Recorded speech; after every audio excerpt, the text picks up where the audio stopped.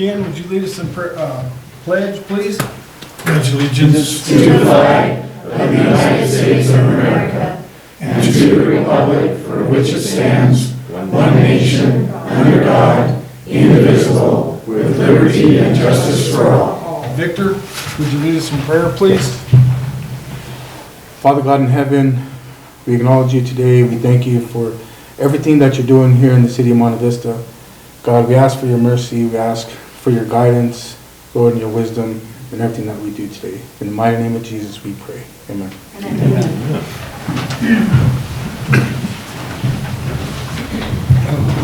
Need a roll call? Counselor Johnson, Here. Counselor Foster, Glad to be here. Counselor Segala, Here. Counselor Locke. Here. Mayor Becker. Here. A quorum is declared. Modifications to agenda? Yes, sir, we have modifications adding F2, appointment to the library board, and modification adding L1, contract for Alcon for Sky High. Okay. I move to modify the agenda as stated. I second. It's been moved and seconded to modify the agenda. Is there any more discussion? Nita? Counselor Foster, Aye. Counselor Locke. Aye. Counselor Segala, Aye. Counselor Johnson, Aye. Mayor Becker. Aye. Motion carries to modify the agenda. Okay, approval of consent agenda for minutes of regular meeting August 6th, and review and approval of accounts payable. We'll move to approve the consent agenda. Second. It's been moved and seconded to approve the consent agenda for the minutes of regular meeting August 6th. Is there any more discussion? Nita? Counselor Johnson, Aye. Counselor Foster, Aye. Counselor Locke. Aye. Counselor Segala, Aye. Mayor Becker. Aye. Motion carries to approve the consent agenda. May I point out you have a typo in your agenda? It says the meeting of August 6, 2019.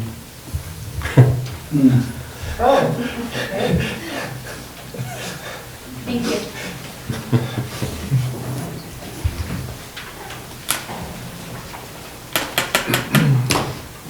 Proclamations, communications, and appointments. Proclamation for the 100th anniversary of certification of the 19th Amendment to the United States Constitution, recognizing the centennial anniversary of women's rights to vote. Chelsea? You got, No, you're gonna read it. You have to read it, it's not a proclamation. I was wondering if you had anything to add too. Afterward. Oh, okay.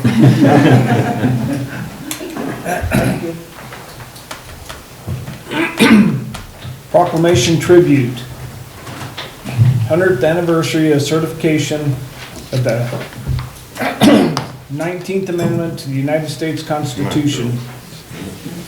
August 26, 2020. Whereas the United States celebrates on August 26, 2020, the 100th anniversary of the certification of the 19th Amendment to the United States Constitution, which states, "The right of the citizens of the United States to vote shall not be denied or abridged by the United States or by any state on account of sex." And whereas it was a culmination of a 70-year struggle by suffragists to gain this recognition that women are equally qualified to vote and participate in the shaping of the direction of their country. And whereas by their accomplishments over the last 100 years, women have proven their commitment for equality under the law for all Americans through their efforts to ensure that freedom, liberty, and access to voting are the mainstays of our democracy. And whereas, like the suffragists of the past, today's women, through their resolve, innovation, leadership, and passion, continue to inspire future generations of women working to bring this nation closer to its founding promise of full fairness and equality for all. And whereas their efforts have strengthened our economy, our communities, and our families and enriched the American spirit, and whereas voting rights continue to be threatened, and we must continue to protect and expand voting rights for all U.S. citizens. And whereas we commemorate women's remarkable achievements inspired by the fight for and passage of the 19th Amendment and celebrate their commitment to inspire the women of the future. Therefore, be it resolved by the City of Monte Vista that we hereby proclaim August 26, 2020 as 19th Amendment Day in the City of Monte Vista. Woo!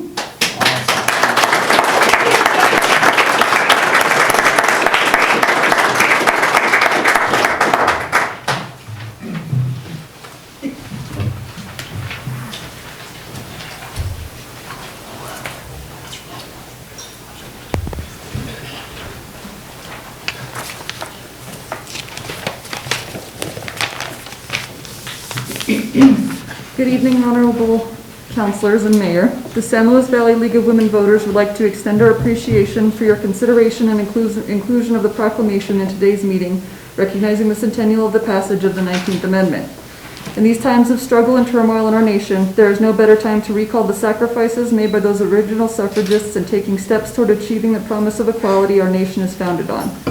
Let us all, regardless of gender identity and political affiliation, remember these sacrifices and struggle and honor them by contributing to League of Women Voters' vision of achieving voter equality and access, and also by exercising this right in voting, which many people around the world are not afforded. Also, in taking this reflection, League of Women Voters must also acknowledge our own history and recognize that many of the suffragists we honor achieved these goals by ignoring or outright disowning the plight of their African American and other minority sisters in their fight for equality. We make it our goal in modern times to be as nonpartisan and accommodating of inclusion as possible, but acknowledge that Black Lives Matter, Brown Lives Matter, all minority lives matter, and LGBTQ lives matter. And while we may never be able to reconcile our history, we can all work towards voting and societal equality for all Americans, which is the real American dream. If anyone is interested, we'll be hosting a special showing of the movie Iron Jawed Angels next Friday, August 28th at the Star Drive-In Screen 2. Donors have committed to pay the fees for the showing, so the $6 per person admission price will go to the San Luis Valley League of Women Voters. Thank you. Thank you. Wow, very good.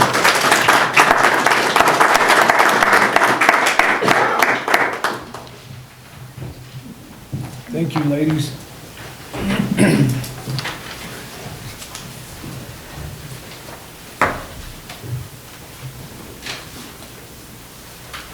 Appointment of Susan Mccain to the library board. She here? She's not here. We received a letter from the Rio Grande County Library District. On June 16, 2020, the Board of Rio Grande County Library District has voted to recommend to appoint Susan Duchesne to the Rio Grande County Library Board. Her term will expire on December 31st, 2025. Please notify the Library District in writing of your legislative body's decision, and thank you for your consideration to this matter. You need to vote to put her on the library board. I move to approve Susan Duchesne, is the name, Susan Duchesne, to the library board, Monte Vista Library Board. Second that motion. It's been moved and seconded to appoint Susan Duchesne to the library board. Is there any more discussion? Nita? Counselor Locke? Aye. Counselor Segala? Aye. Counselor Foster? Aye. Counselor Johnson? Aye. Mayor Becker? Aye. Motion approved to appoint Susan Duchesne to the Library District Library Board. Welcome. You'll get that letter in? Nita, you'll send the letter, right? Yes, I will. Okay. Citizen comments, special presentations. Scheduled appearances in order to be included in this portion of the agenda. You have to file the appropriate paperwork with the city clerk no later than noon on Monday prior to the meeting. Mr. Henko.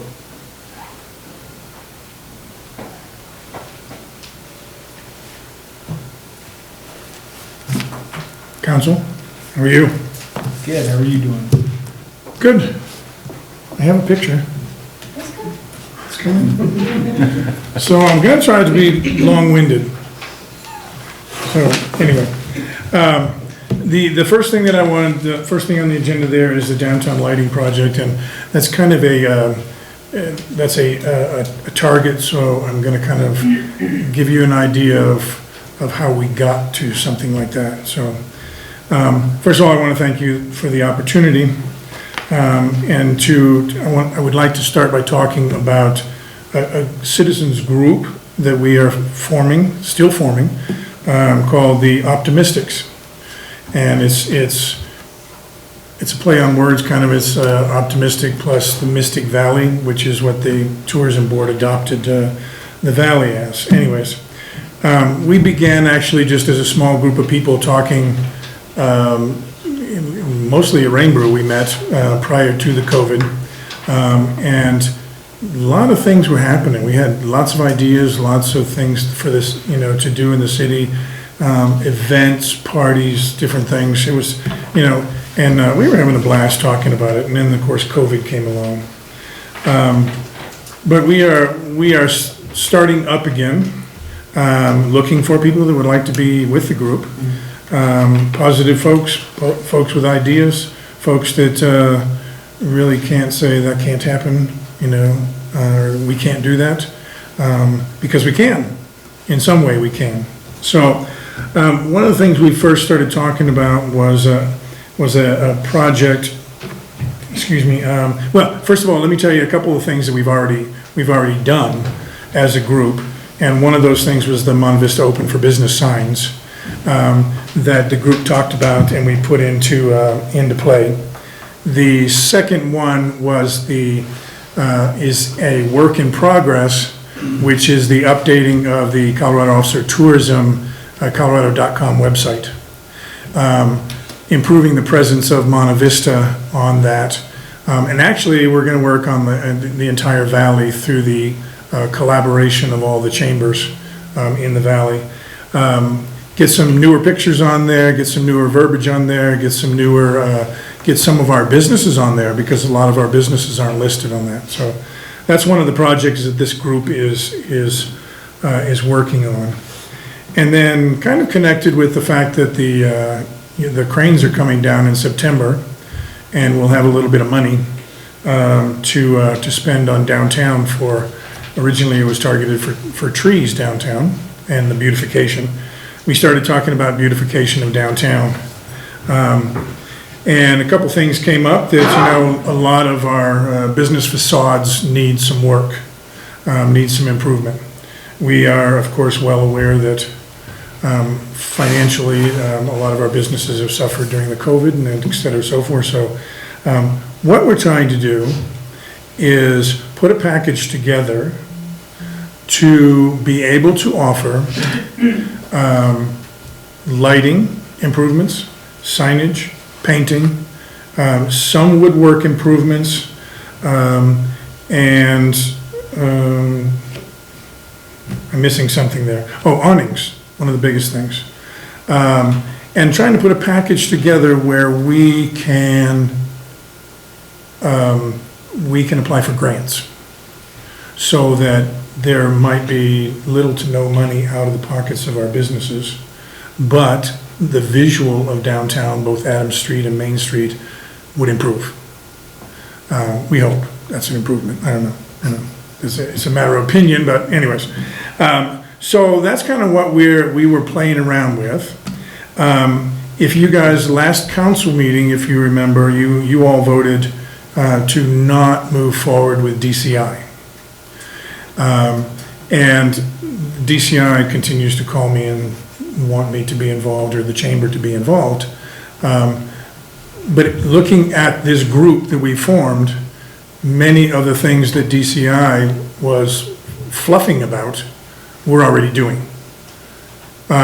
So, you know, they were talking about it and whatever, we'll do this and we'll do that. So we're already talking about it, we're already moving forward on some of the stuff. So, that said, she had wanted, Kat was with DCI, wanted us to work with her through the chamber or through the Optimistics. And through that whole thing and in a subsequent meeting with Forrest, there has been grant money already there for the DCI. So one of the things that I wanted to bring up tonight is the possibility of moving the city's portion of that grant money over to the Chamber of Commerce, so that we can use that as the basis of our grants for the downtown improvement. Because as with the Sky High and et cetera, so forth, you have to have some money behind you in order to apply for a grant. So that's one of the things I would like council to consider, is being able to do that. And then we can move forward. And you all are familiar with Kathy Woods, I'm sure. Kathy is going to help us write the grants, so that we can move forward with this. So the hope is we have a beautiful downtown, we improve things, you know, make it look nice, you know, and I believe that as we do that, more businesses are attracted to open up in our vacant buildings, and more people are attracted to stop in Monte Vista and shop in our shops and restaurants, et cetera, so forth. So that's the thing. We've got a new Sky High coming. We've got a golf course that's off and running fantastic. We've got a beautiful new building over there with the bowling alley. And if anybody's gone over to see the bar, you know, they imported this massive oak bar, and it's like all the way to the ceiling. Anyways, it's beautiful, you know. So we've got all this new stuff coming, and so I think it's time that we play around a little bit once again, because we've done it before with downtown, and get it looking good. So that's one of the projects the Optimistics are attempting to assist the community with. Yeah, Ken, just a question. I'd be, maybe just a statement. What you bring up about DCI fits in perfectly with what you're talking about here and what the goal of this council is and the whole city. I'd like to get a little bit more information about that, probably from our city manager, as far as the funds that are available, and I don't know if we're prepared to go ahead with that tonight. We could. I'm certainly not the determining factor in that, but I'd sure like to get some more information on it. If I may, Mr. Mayor, Councilor. So I have had a discussion with these gentlemen about this particular project, and the city does have some money left over in community development that was allocated for DCI, which you all have basically said we're finished with, and we will be quite shortly. However, I would say, once again, this is scheduled, it's a request, but the city would actually need a written request with details of the program, et cetera, for us to present to you as council, perhaps as soon as your next meeting. But it would kind of require that whole paperwork, who's doing what's the goals, you know, metrics, measurable outcomes, which I'm well assured by talking to these gentlemen a little bit that, you know, we're talking about measurable outcomes, not talking about talking, as we all experienced nicely with particularly a couple of you counselors with the DCI summit. A summit of words, but not action. So anyway, it's up to the council to decide if you want to support that, but we would solicit a more sturdy written proposal from the group in order for you to consider it. It's just a noodle in your mind. Okay.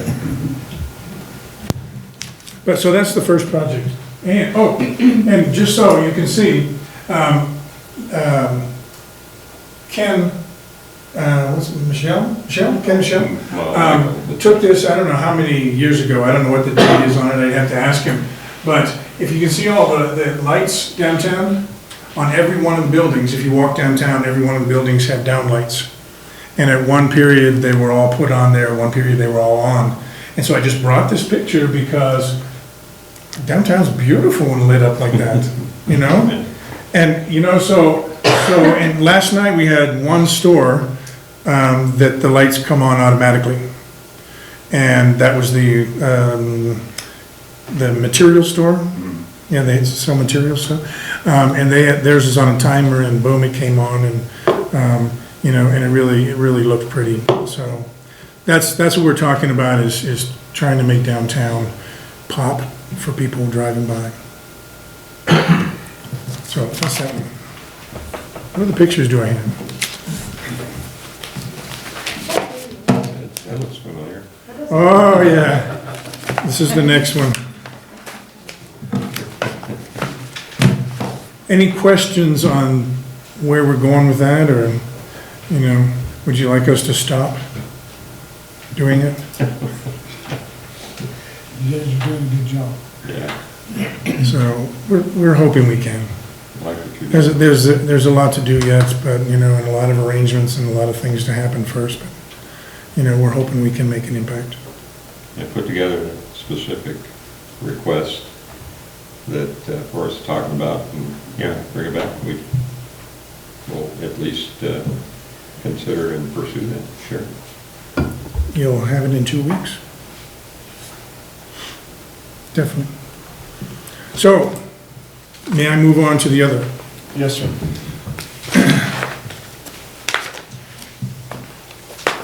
So, as you can see in the background here, there's a wrecked building. And I came tonight to express a concern as we move forward with that building. But I wanted to present a very brief credential so that you might know that I might know what I'm talking about. Looks like you're looking for a job. So, Yes. this is a very brief list of my resume, my 35 years in the hotel business.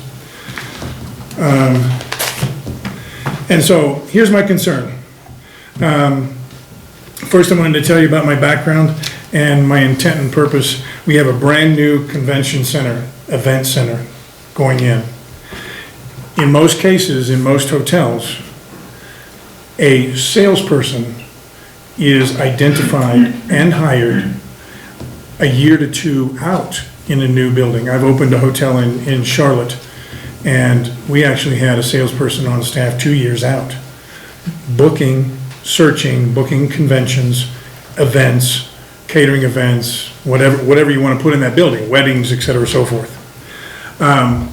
My concern is that we, as a city, and you as council, need to look at this.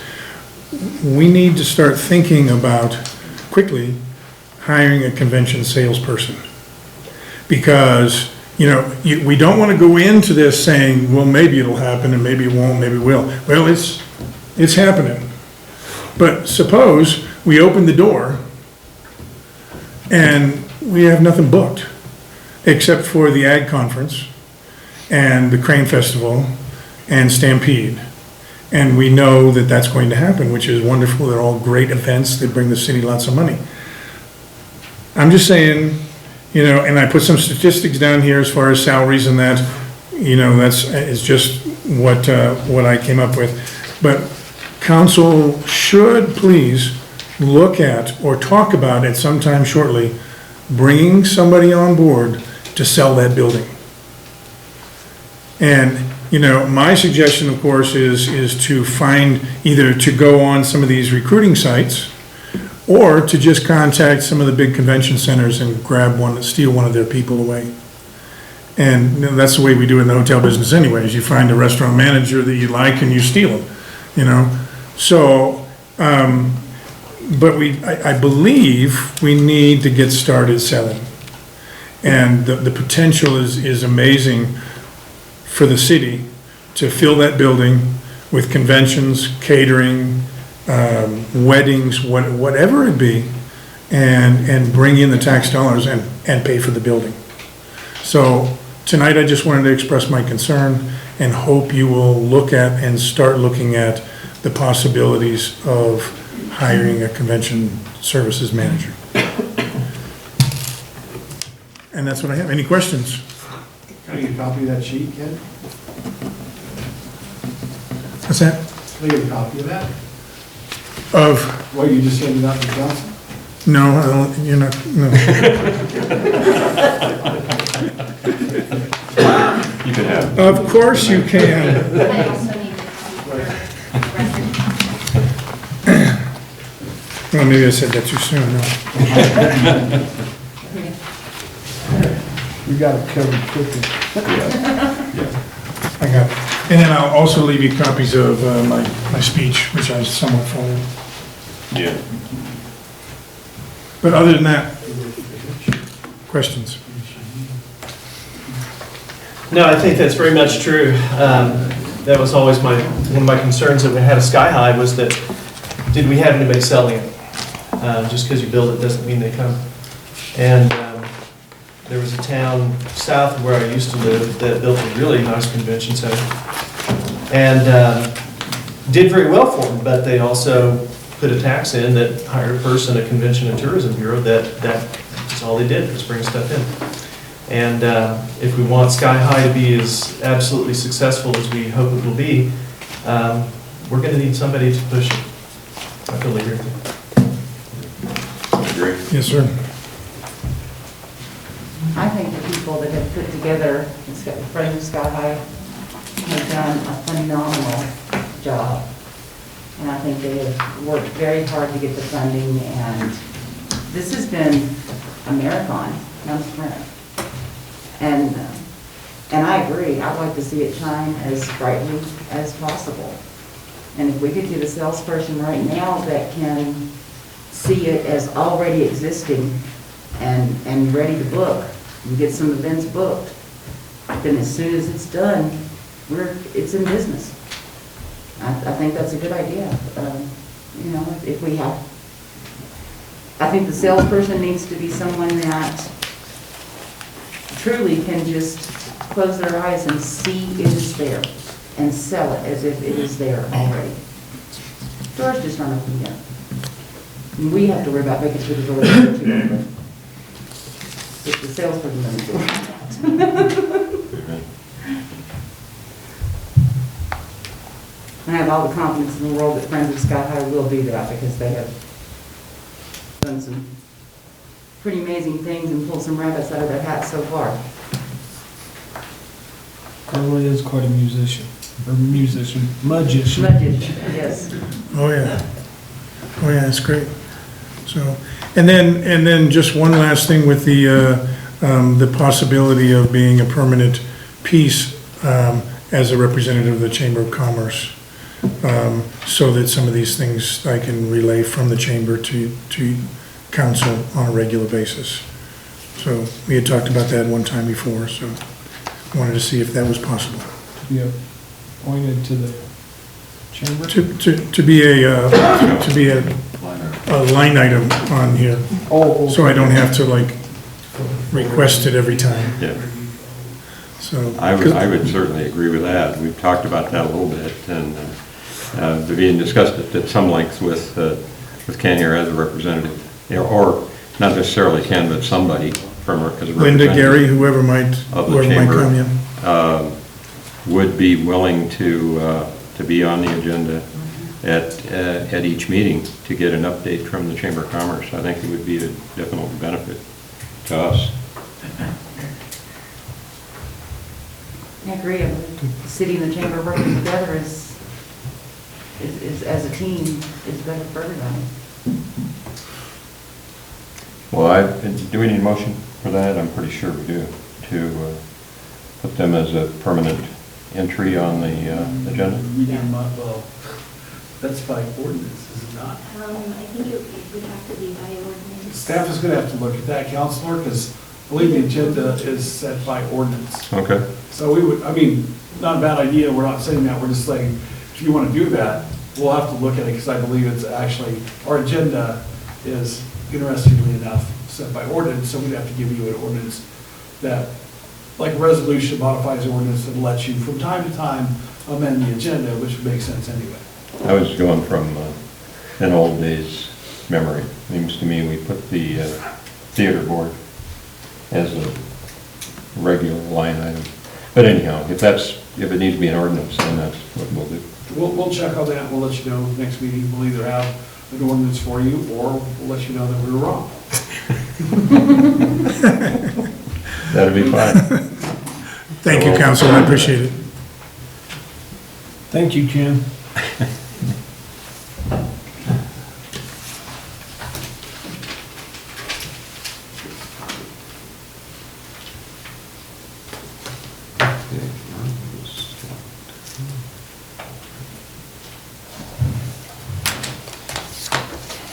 All right, citizen comments. City council welcomes your unscheduled comments.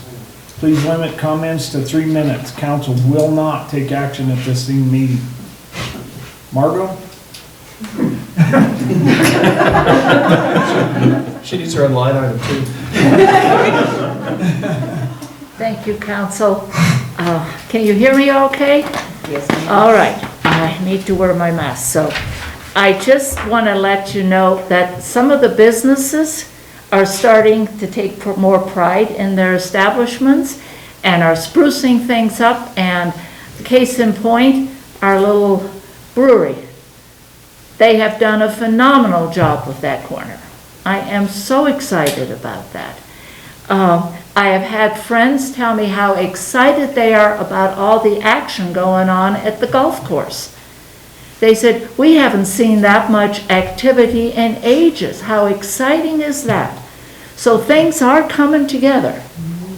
And it's just, we got a good little town here. I have a question, of course. Across from Rainbow's End is the building with all the bicycles and stuff in there. What is that about? I'm just curious. And my other question was, trash is still there, as far as I can tell, at the diesel building. So what the heck's going on? It looks to me it has doubled in size over the last couple of weeks. Just put that out for y'all. Like I said, downtown is starting to look good, and I'm excited. And people I notice that I talk to are getting excited about our town again. And the positiveness is coming about, which is what we need. Because if we can start helping with little things, you know, do you need a flower pot in front of your, I got flower pots, I'll put a flower in it and put it in front of your store. You know, I can help in little things, but it's just nice to know. But those 2 points I just wanted to put out to you, that, you know, if you can let me know what about the bicycles and stuff. Is that part of Rainbow's building now, or, okay, that's fine, just, I'm curious, so I ask questions. I can go ahead and answer both of those If you would, questions. please. So the building with the bicycles is actually a new thrift store in town.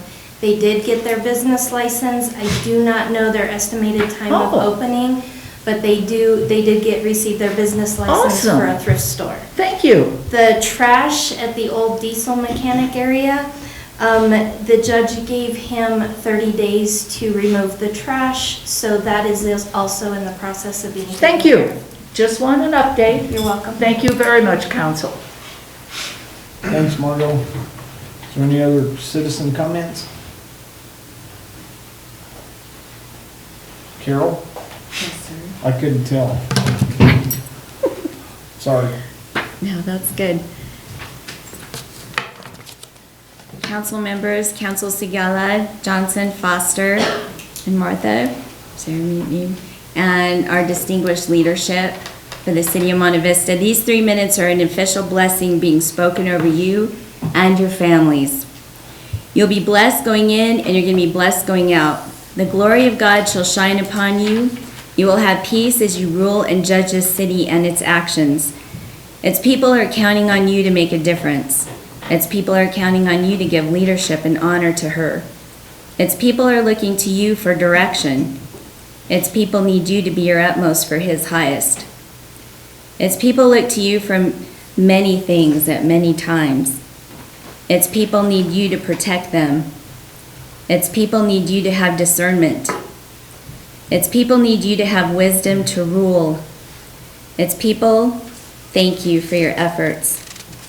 Its people are grateful to your hearts, helping them in their times of need. Its people are grateful and full of respect towards your leadership. You are winning. You are winning every time you remember the parents raising children in our beautiful city. You're winning every time you remember the older folks that are sprinkled around this city as sentinels.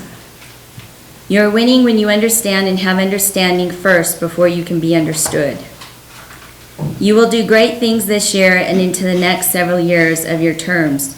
You will see blessings around every corner. You will see miracles as we move into 2021. You will hear God's voice as you govern.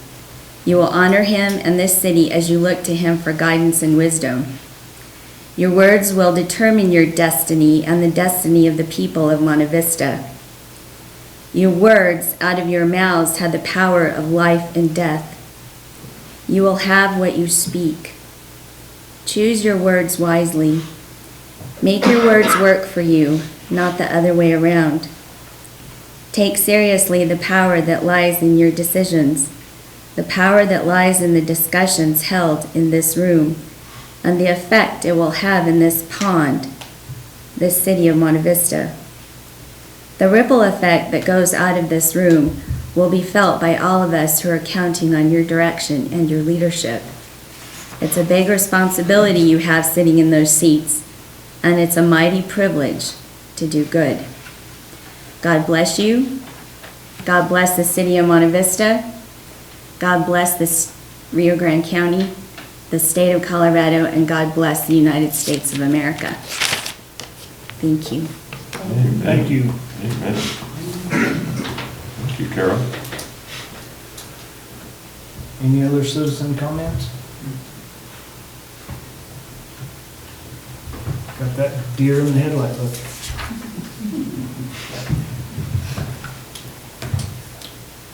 Public meeting. Special review use, Stevenson, 218 Washington, accessory, Easy for you to say, Mayor. Forrest, go ahead and come on up, please.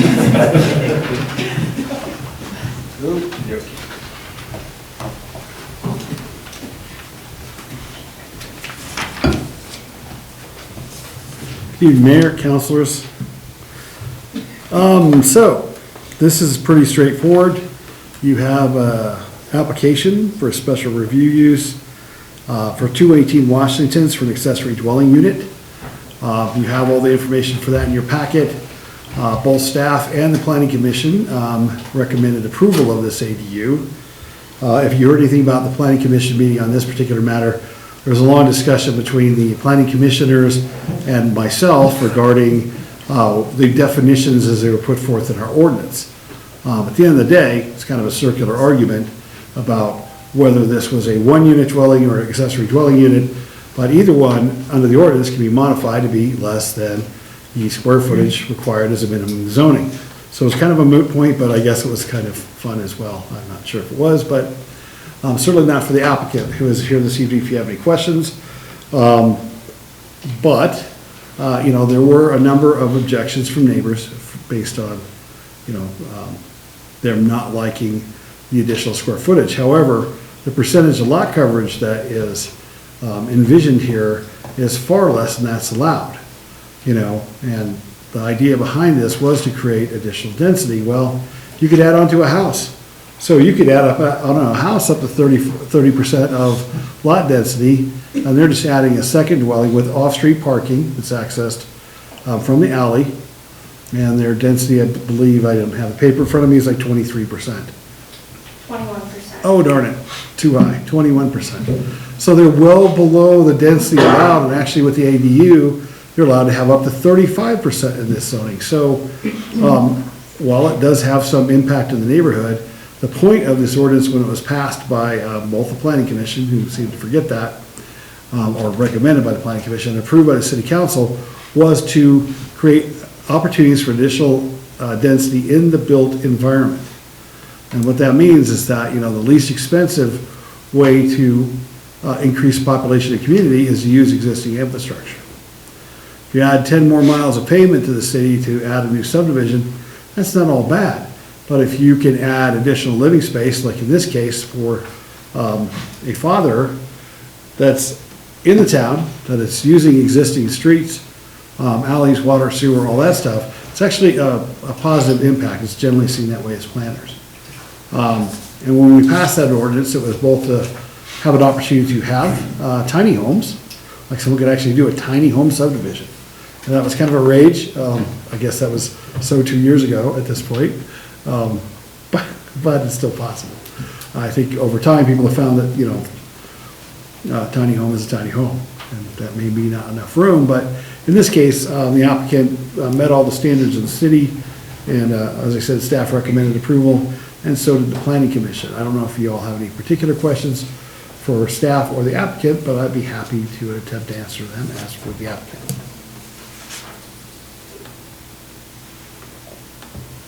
What I have, it's not clear from the drawing here, is this an add-on in the back part of the property, or So is it going it's a separate structure. vertical? No, it's a separate structure at the rear of the property that would also have off-alley parking as in the form of a driveway to it.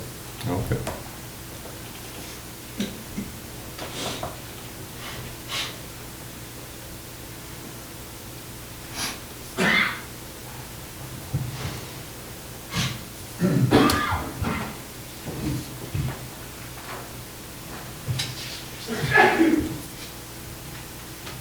Looks good to me.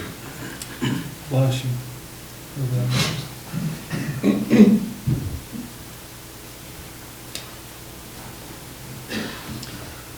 I guess everybody's gonna be quiet. Motion to approve the ADU unit at 218 Washington for Stevenson.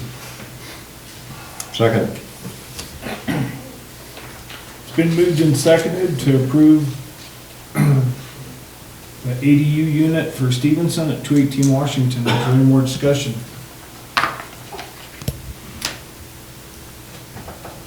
Nita? Counselor Locke? Aye. Counselor Segala? Aye. Counselor Johnson? Aye. Counselor Foster? Aye. Mayor Becker? Aye. Motion carries for the special review use for 218 Washington for an ADU. Great, thank you. All right, special review use, Foster, 212 Adams. We'll get you a letter here in a few days.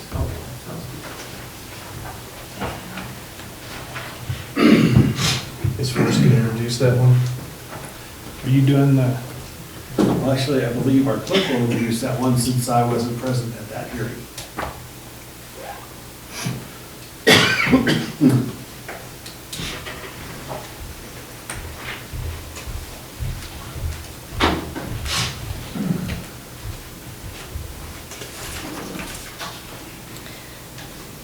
So in front of you, council, you have a special review request for a church to be located at 212 Washington, or excuse me, Adams. At 212 Adams Street. The applicant is Larry Foster. Applicant has submitted all paperwork necessary for the application. It is an allowed use by special review in that zone district. Commissioner Sears from the Planning and Zoning Commission recommended denial of the SRU for the church to be located at 212 Adams, and Commissioner Seeger seconded, and Don Noland abstained, with the motion carried to recommend denial to City Council.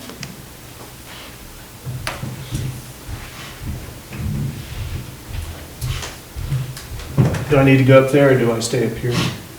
Step down there, please. Okay.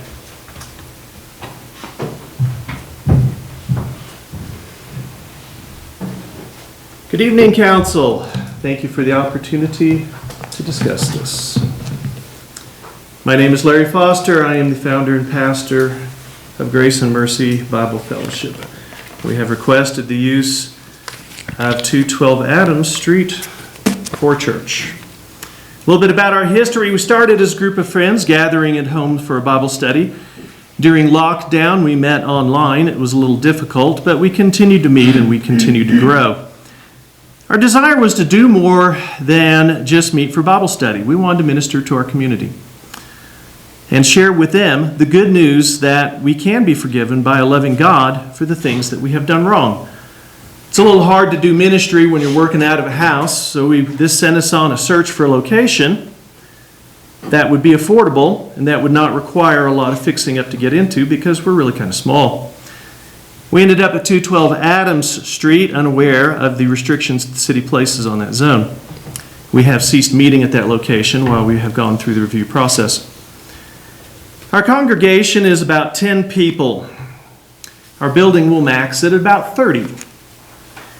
We don't see this as a long-term situation. We see this as being a stepping stone until we can grow into something bigger that we can afford and will suffice for us when we get larger. About half our congregation comes from outside of Monte Vista. These are people who would not normally come downtown, who are exposed to our downtown, and this is helping the chamber and the city achieve its goals. We just spent a lot of time talking about how we're going to take money to light downtown, how we want to get more people downtown. Well, that's what we propose doing, is helping bring people downtown.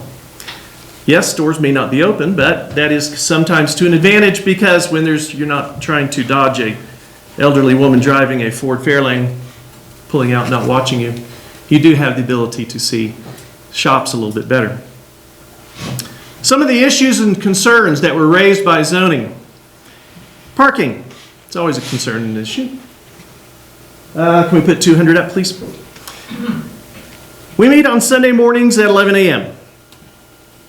There are no businesses in the 200 block of Adams Street that are open on Sundays. You can see right there the 200 block. This is the proposed location.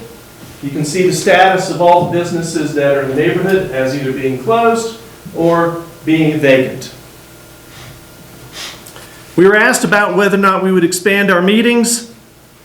We don't know, but the next logical times would be Sunday evenings. Once again, you end up with this same scenario. Or Wednesday evenings. I'll pass around some pictures here in a second of what an evening looks like. Once again, there are no businesses open on Sunday evenings or Wednesday evenings that we would be competing with. Continuing on parking, when people come to church, they usually drive with more than one person in the car. Usually average about two to three. With our maximum of capacity of 30, that's only 10 to 15 cars. We can also park 4 behind the building if necessary. There are 40 parking spaces on the 200 block of Adams Street. At most, by our figuring, we would take up 15 of those parking spaces. Even if Sparkle next door and H&R Block on the other side were open, there would still be plenty of parking spaces for all concerned. One of the other questions that came up was, why this space? Why not one of the vacant churches on Broadway? Well, one would be affordability. We are a congregation of 10. We hope to grow, but our current resources are limited.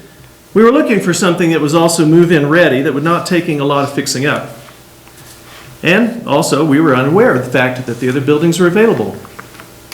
The above-mentioned churches have no signage indicating they're available, and I strongly suspect they're out of our price range. One of the other things that came up is that we would be occupying a spot that could be occupied by a business that contributes sales tax or employment.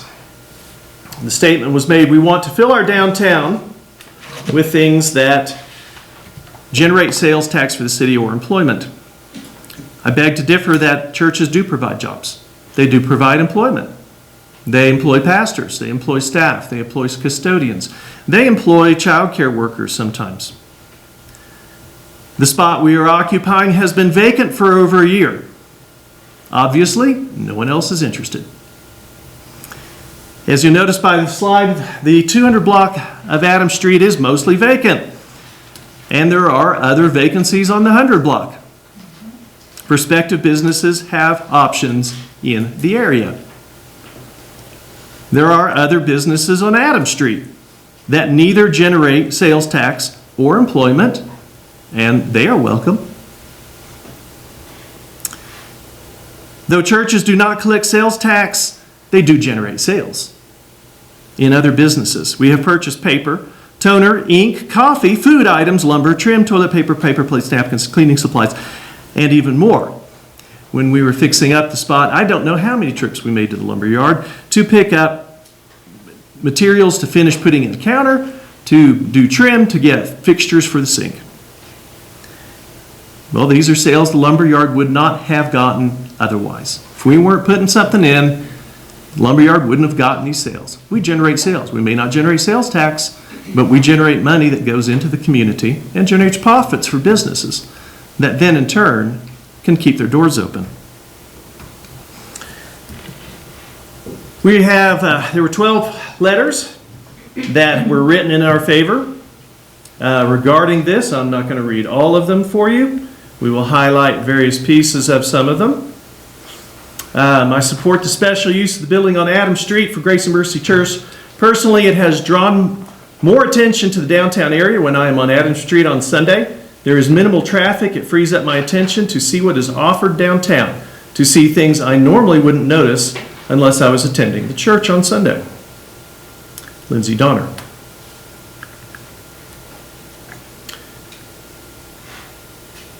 I am in favor of the Grace and Mercy Bible Fellowship. I feel that this has potential to bring more people into the downtown area. After church service, families could go out to lunch in any of the available restaurants and shop at businesses that may be open. While people in town, people will see a business they may want to come back to, and this could bring revenue to the city.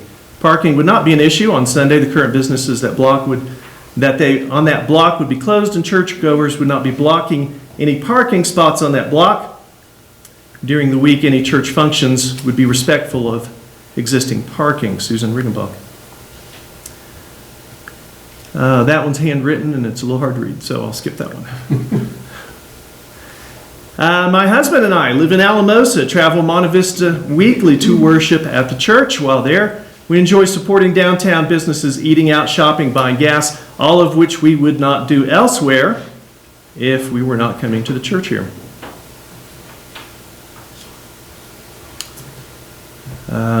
So that's just kind of an outline of some of the things that we have here. I'll skip the rest of these.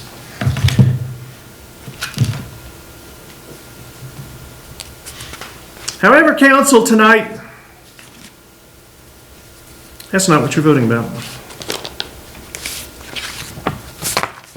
You're not voting about who said what, who did what order it was done in, or the personalities involved in the drama that's there. What you're voting about is bigger than that.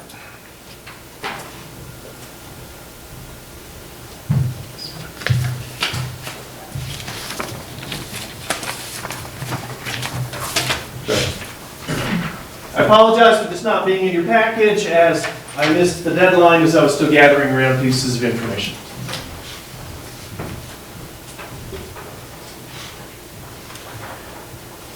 What you're voting on is bigger than this. Some words you're familiar with. Congress shall make no law respecting an establishment of religion or prohibiting the exercise thereof. And some words you're probably not familiar with. The land use provisions of the Religious Land Use and Institutionalized Persons Act of 2000 protect individuals, houses of worship, and other religious institutions from discrimination in zoning and landmarking laws.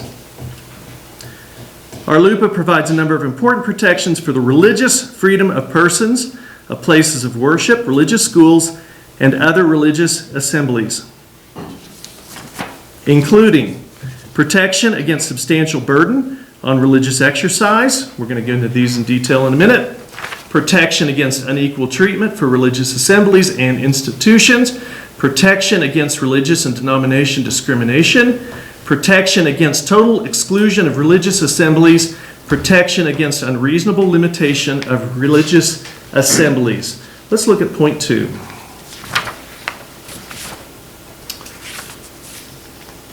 Get these back in right order. Protection against unequal treatment for religious assemblies. Our LUPA provides that religious assemblies and institutions must be treated as well as non-religious assemblies and institutions. If we were selling goldfish and gummy bears, there would be no problem. We were discriminated for because we are a church. Point 5. Protection against unreasonable limitation of reasonable assemblies. Our LUPA states that governments must not be unreasonably limit religious assemblies, institutions, or structures within a jurisdiction. You cannot unreasonably limit religious assemblies. We were given no reason. Look at the notes from planning and zoning. They simply turned it down. They didn't say why. We weren't given a reason. That's not reasonable. Zoning turned us down for no reason. We were discriminated for. Why? Because we are a church. Number 1. Provision 1. Protection against substantial burdens on religious exercise. Our LUPA prohibits the implementation of any land use regulation that imposes a substantial burden on religious exercise of a person or religious assembly by an institution except where justified by a compelling governmental interest that the government pursues in the least restrictive way. Once again, zoning has not given us a compelling interest. They have not given a compelling reason. You have to have a compelling reason to turn it down. City has not come up with a reason. We've talked about parking already. We do not interfere with parking. There are unattractive storefronts in Monte Vista, vacant, piled full of junk and garbage. Yet, honestly, I don't see a petition running around to get rid of them. We do contribute jobs and sales. And that falls within the diagram and the definition of what we want to do with our downtown. Your zoning commission has led you to the edge of a legal minefield. The question in front of you, council, is not who said what or who did what or what are they going to do or what the order was. The question is, do you want to enter the minefield? It's not about vision. It's not about economic development. Do you want to send the city into a minefield that it can ill afford to cross? At a minimum, it will cost the city man hours. At a maximum, it will cost the city money in legal fees and possible loss of federal monies. Well, that's the choice you're making. Is it worth the risk? When we are talking about a storefront that occupies less than 2% of the storefronts in Monte Vista, when over 50% of the storefronts on Adams Street are either vacant or not open regular hours. That's the question in front of you tonight, council. I welcome your questions.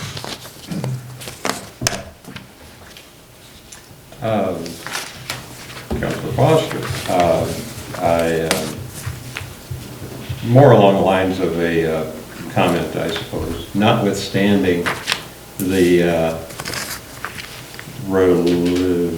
RLUIPA, however you pronounce that, which I tend to see as pertinent, obviously.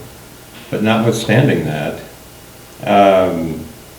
I've had some personal experience with finding a place to establish a church, which in my case started in my home, and have run into the difficult problem of finding a place. As far as I'm concerned, I would initially disagree with the Planning and Zoning Commission's decision and added, without, well, you could add this last part if you want. I don't even think it's necessary. The real issue is it a worthwhile business to locate in the area that you described in terms of everything from parking to filling up some of the use that's there. You got a lot of vacant properties there. Nonetheless, I don't even want to get into that last part.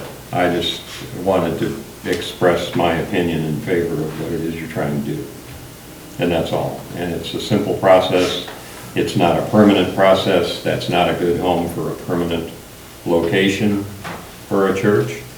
But it is common practice throughout this country, and I was a little surprised when I ran into the same kind of an issue.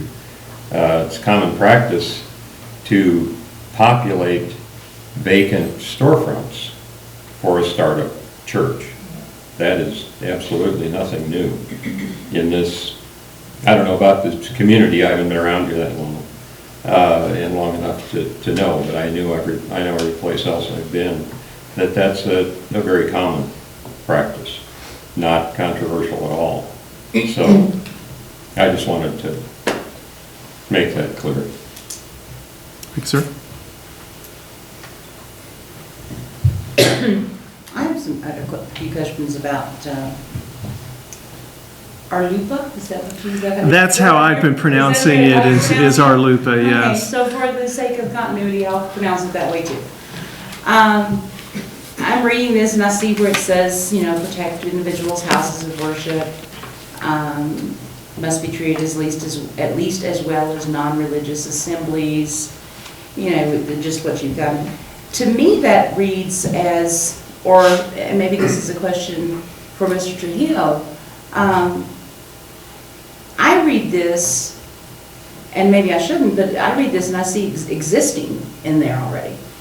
Not a new thing, but this is to make sure that existing churches are not unduly burdened, or existing churches are not put under any sort of duress. Am I reading that wrong? Well, I don't think it necessarily applies to existing churches by themselves. The issue becomes whether a city is acting unreasonably, for the most part. I don't see this as a religious persecution or a religious violation of somebody's rights. That's not, I don't think, at all what the city's doing. The city has, by its zoning laws, the right to regulate properties within certain zones and their uses. And so the question becomes whether you are completely unreasonable. For example, if you say, we're not even going to let you come before the city to even apply for something, or we're not going to have a church in Monte Vista at all, then you start potentially, affecting religious rights. But if you look at churches in Monte Vista per capita, we're probably #1 in the state. We got a lot of churches here. To me, the issue really became two arguments at the hearing of what is the best use of downtown property. And there were both good arguments, from both sides. Raina Bowser, I think, presented her position, and maybe she's going to do so tonight, I don't know. But the issue became, there was never an issue of my religious rights are being violated here. It was a question of what is the best use for that particular piece of property. And you had compelling arguments on both sides. One, we're going to fill up a building and you'll have some folks there, etc. The other side is you're going to take up a bunch of parking. Churches don't generate sales tax. They don't pay property taxes generally. And they don't typically employ people for the most part. So they may not generate a lot of commerce. And so that was the issue really before the Planning Commission is, for the downtown area of Monte Vista, what is going to be the best use of property? Is it going to be for a church, or is it going to be better to have that property occupied by some kind of business? So I guess, in my opinion, I don't see this as a religious issue at all. I mean, I don't think we're unreasonably violating anybody's rights in Monte Vista by our zoning regulations.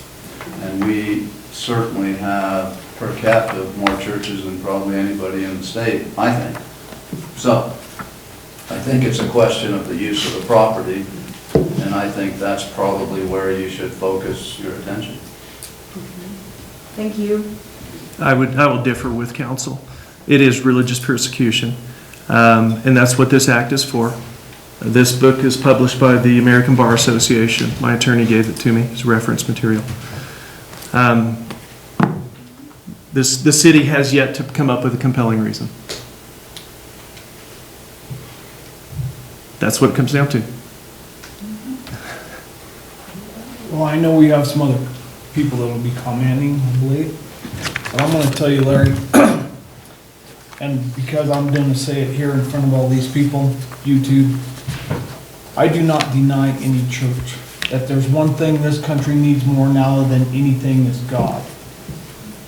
But I will tell you, looking you right in the eyes, I do not thoroughly appreciate the way you have gone about doing this, because you went about it wrong to begin with, and then you do all this. I don't deny this here. I don't deny here. You have pretty much openly threatened and have put us in a spot as counsel who has to work with you. I do not deny God. I do not deny a church, because that's what's needed more than anything. But the way you went about doing it is you had an ulterior motive, the way I see it, and you finagled your way to do it, and that's where we're at right now. So you have put all of us between a rock and a hard spot. And there's several people in here to support you, and there's other people in here that don't support you. So, to those of you that are here in support, I apologize if I have offended you, but I'm standing my ground on that. God is needed in this country more than anything, and I repeat it again and again, but I do not appreciate being put in this kind of position by you. If I may, I'd like to add to that. I truly am a believer. I also think that we need Yahweh today more than ever. I do not feel intimidated by you, but I do know that you did try to intimidate us just now with thinly veiled suggestions of a lawsuit, the suggestion that your attorney has already given you this book. There are many things that you have said that were, maybe they weren't that thinly veiled. Were they threats or were they suggestions? They were at the very least an attempt at intimidation. And I don't appreciate that. And we do have to work together. And I don't think that any of us up here, any of our city staff, needs to feel intimidated by a city councilor. And I don't think that our city citizens need to feel like councilors can get away with things that they shouldn't, just because they're councilors. And I think that sometimes, as the council, we have to make sure we're operating above board. Therefore, I have to agree with Dale that I don't appreciate the position that you have attempted to put us in. I apologize for the offense. As I mentioned, I did not get this in time because it was... I'm not intimidated. I'm just recognizing what you tried to do. May I finish? Thank you. Well, this letter's from you. To prohibit a church is un-American. That's what I wrote, yes. Okay? My dad was a World War II vet. I have several friends that are military, and I've had a lot of friends that have not come back from war. And to call me un-American? That's what I get right here. If I don't say yes, I'm un-American. If we were out on the street talking right now, I would be in trouble because I got a bad mouth. Okay? because I am American. I'm proud to be an American. I'm proud to be a citizen of this great nation. I'm proud to be a citizen of Monte Vista. And to have somebody put me in a position like this really aggravates me. Like, to the point I'm ready to go to recess for about 15 minutes because I need the timeout. To prohibit a church is to contribute to the moral decay of our society. So if we say no to you, then we're going to ruin our society. Pretty much what you said right here, Larry. To prohibit a church is unconstitutional. Go back to the first one, un-American. I stand up here and pledge to that flag because I know what that flag means to me and my family. I don't even watch ball games anymore because I can't stand the fact that those people who are overpaid kneel and won't stand for the pledge. That's wrong. And the moral decay of our community is going to be laid on all of our shoulders right here, based on what you said. Operative words contribute, sir. And you even said it yourself. You said this country needs God more than now. I mean, I'm not arguing with you on that at all. We agree on that, right? Are you saying that you're bringing God to a town that doesn't have it? I'm saying there's people in town that need to know God. I'm saying there's people in this town that need to know God.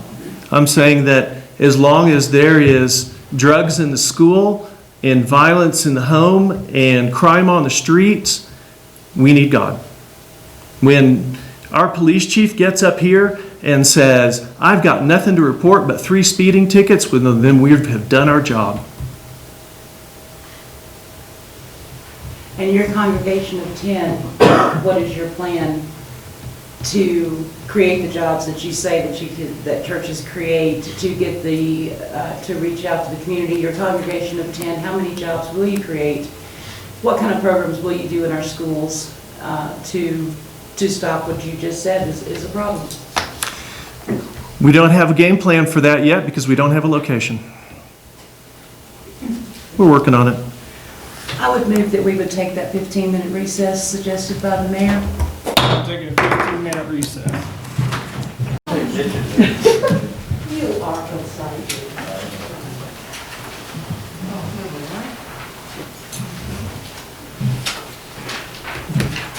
We have some other citizens that would like to have a comment.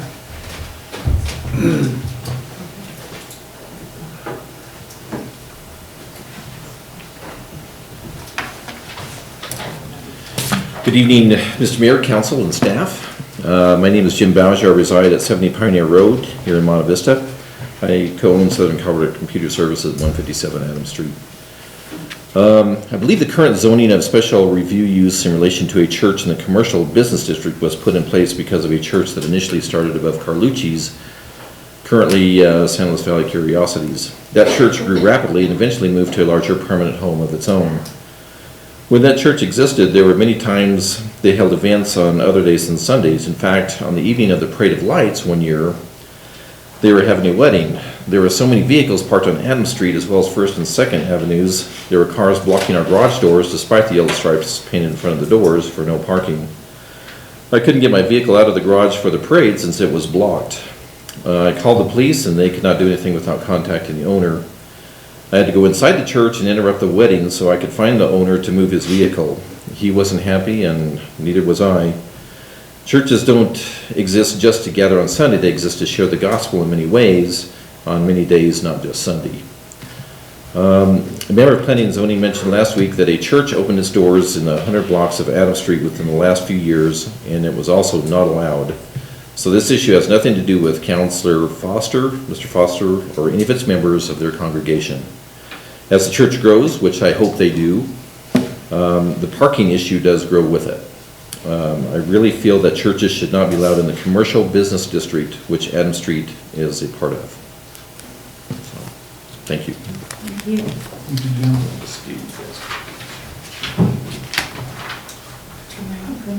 Yes, ma'am. Thank you, Jim. Sure.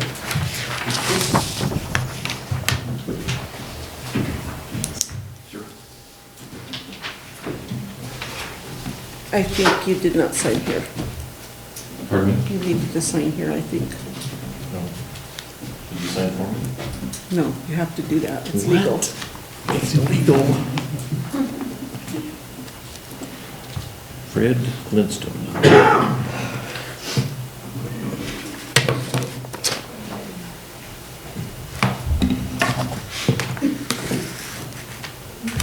Can you hear me?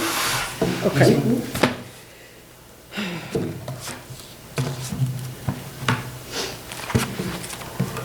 My name is Rena Bowser. I reside at 70 Pioneer Road in Monte Vista. Our business is located at 157 Adams Street, which is on the corner of Adams and 2nd Avenue. My husband and business partner, Jim, and I have been involved in Monte Vista business since the mid-1980s. We both managed businesses actually located at 210 Adams Street and 212 Adams Street, which is actually how we met.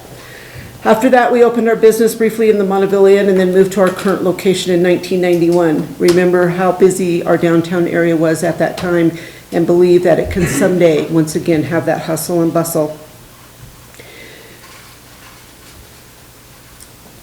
This is very emotional for me. I've been very conflicted over it. I have a cousin who was raised here, moved to Farmington, joined the Marines, big old tough guy. Lives in Florida, he's widowed now. Has served until his health fell ill a couple of years ago on the church board for the Lutheran Church, was in training to become a deacon, and we talk every Saturday. And of course I keep him up to date on all the stuff that happens. And last Saturday I said to him, this has been one of the hardest things I've ever done. While I've never liked conflict, this one has been like trudging through mud, waist deep. And without a breath, he said, it's because of your internal conflict. And I said, what are you talking about? He said, I know you to be a deeply religious woman, deep full of faith. He said, but I know from having talked over the years to you that you are so devoted to your downtown. And he said, this conflict within you has worn you out.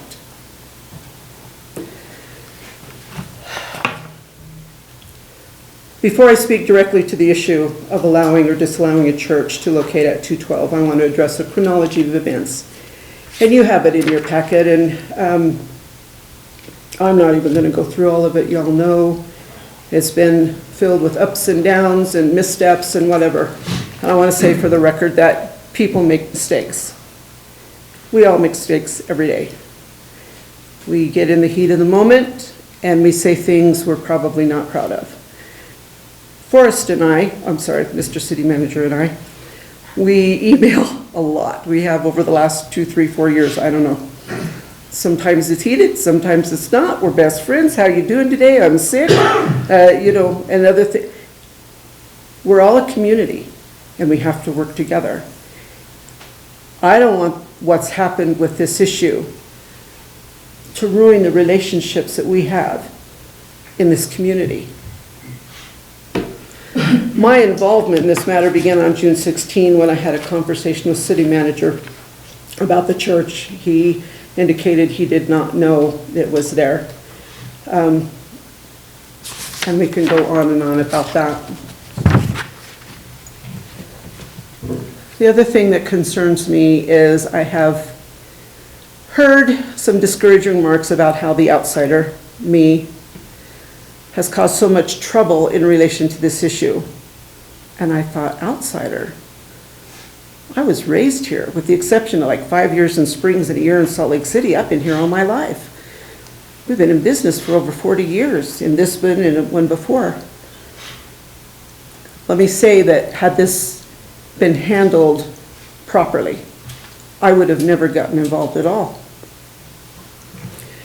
As I stated at P&Z last week, I am here to speak against allowing a church at 212 Adams Street.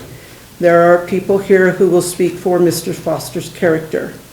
I have no doubt about his high moral character. This issue is not about character.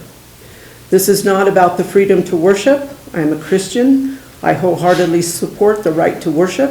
I am proud our citizens have so many choices for worship in this community. There are several other options in Monte Vista Open a Church that are already zoned for that. Despite Councilor Foster's comments during P&Z last week that he has no idea what the future holds for his church, I read the letters that were part of the packet. Some of the authors stated in their letter of support about what their plans for growth were, and others stated about teaching Bible study. There were folks here who will say that following a church at this location is better than an empty building. This is not about simply filling an empty building just to have it filled. We teach our children not to settle for anything less than what their dreams are. Why would we want less for what our downtown retail area is? If we are to develop business growth in our downtown area, we have to ensure that it remains business-oriented. Now that I've told you what it is not about, let me tell you for me what it is about. It is about vision. What do we want our downtown to look like? What do we want our town to look like? In economic development circles, the term complementary use is important in planning revenue districts. Mr. Mayor, Councilor Johnson, Councilor Segala, the three of you ran your United Monte Movement campaign on developing business in Monte Vista. Councilor Locke, you are involved almost daily in business. Mr. Foster owns a business.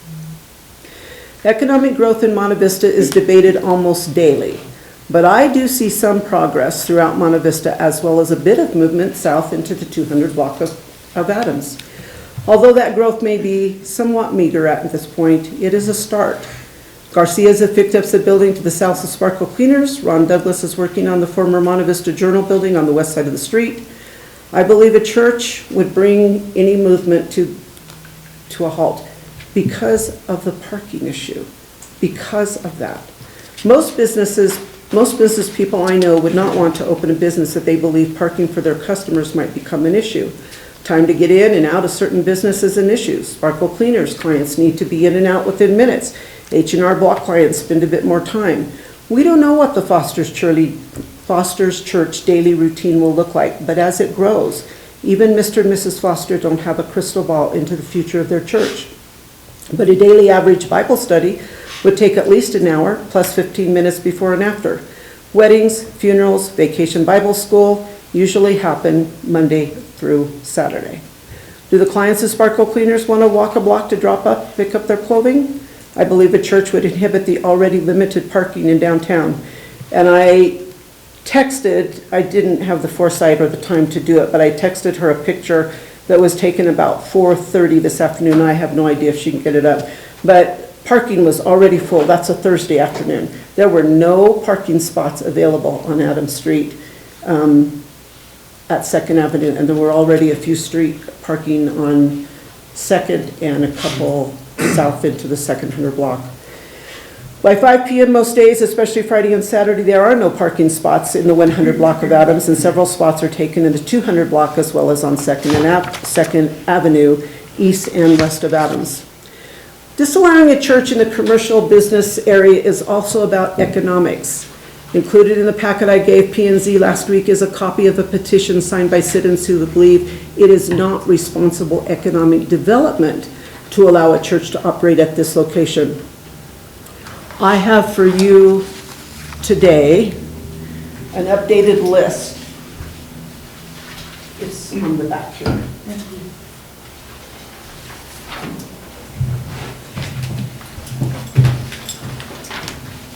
Thank you, Rena.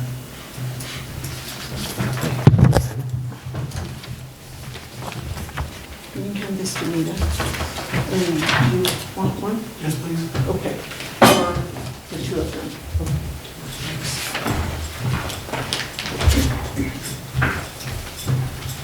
Here's the picture. This was what happened about 4 o'clock today. I didn't get out there until like 10 minutes till 5. But it's full.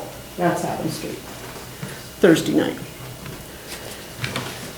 So the updated list includes people. I spent less than 3 hours, really, over the last 2 weeks, go out and getting signatures. Most people came to me to have their name put on the list when I mentioned it. Based on the comments and conversation over the last few weeks, if I had spent more time in the community, I'm sure there would be several pages. These signatures represent people who live in our community, shop in our community, own businesses in our community, people who have been involved in our community in various ways over the years, but mostly people who believe that a church in the commercial district is not a complementary use. What does a church bring to a retail area? It rarely has employees, so there are no jobs created as a result of its existence, thereby no economic benefit. As you well know, sales tax is generated from retail sales, pays the city's bills, and gives the city the ability to take care of our infrastructure. A church does not generate sales tax revenue to the economy because it has no sales, so no economic development there either for economic benefit. The only money a church generates is the money it needs to operate itself, which does not equate to the flow of money back into the community. If this location had been rented for a religious, spirituals, retail store, books, Bibles, crosses, gifts, that would be an allowed use and we would not be here tonight. And as I said last week, I would shop there. If we allow this church in the area, what is next? It can become a slippery slope when we become lax with our zoning regulations. We have zoning regulations in place for a reason, to protect and grow our business community in a responsible manner.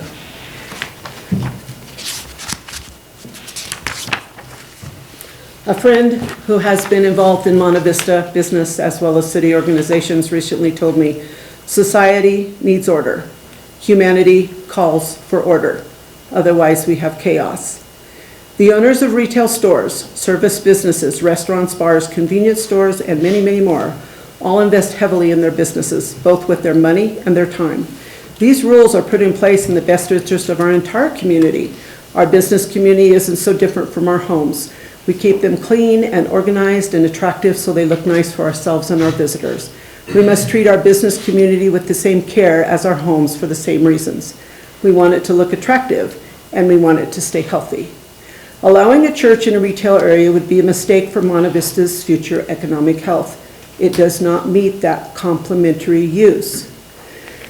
As you vote tonight, I urge you to vote to accept the recommendation of the members of the Planning and Zoning to not allow a church at 212 Adams Street.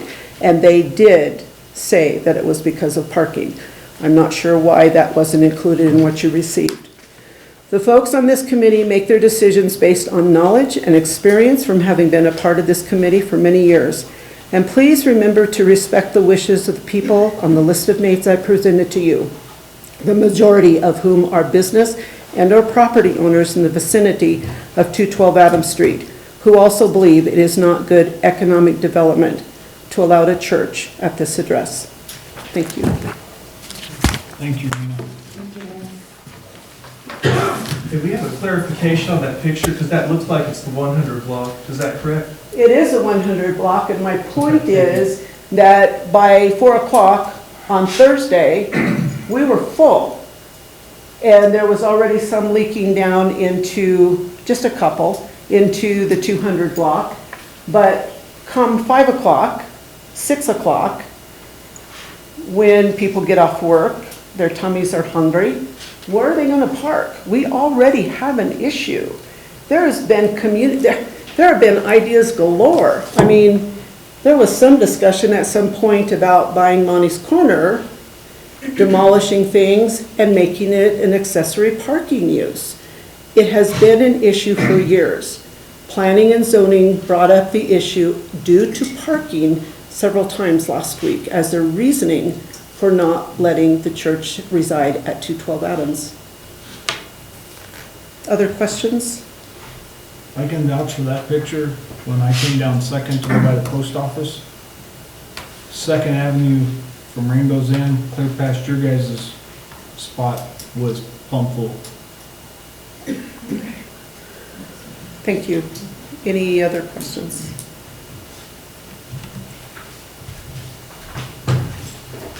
I would ask council for a motion to table this discussion for legal advice and table it until the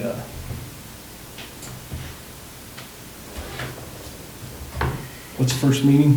The 3rd? September 3rd. September 3rd meeting? I would move to table this discussion until September 3rd. A second. It's been moved and seconded to table this discussion until September 3rd. Is there any more discussion? I think there probably should be some more discussion here tonight on this, but not relating to that particular motion, so, no. What's in regards to that, Gary? Well, it's in regards to the motion, or not the motion, but the cause that's before us, the specific use permit. So, yeah, but that's not what the motion is about, so Okay. I'll hold my peace. Any more discussion? No, sir. Nita? Counselor Johnson, Nay? Counselor Locke, Aye. Counselor Segala, Aye. Mayor Becker. Aye. Motion carries to table this matter for further legal advice till September 3rd, 3-1.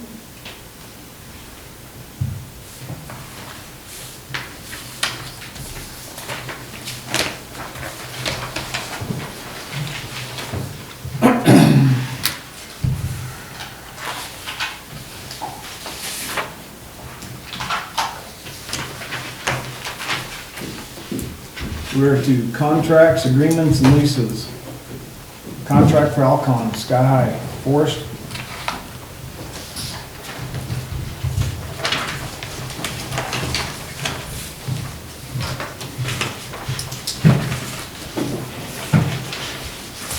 Good evening again. So if you've driven by the site lately, particularly in the last few days, you might have noticed where once a building or buildings stood, there's now this really beautiful, smooth, highly rolled, compacted dirt. And so what happens after that, usually? In this case, concrete, below-grade electrical and plumbing work. So, this project continues to move forward.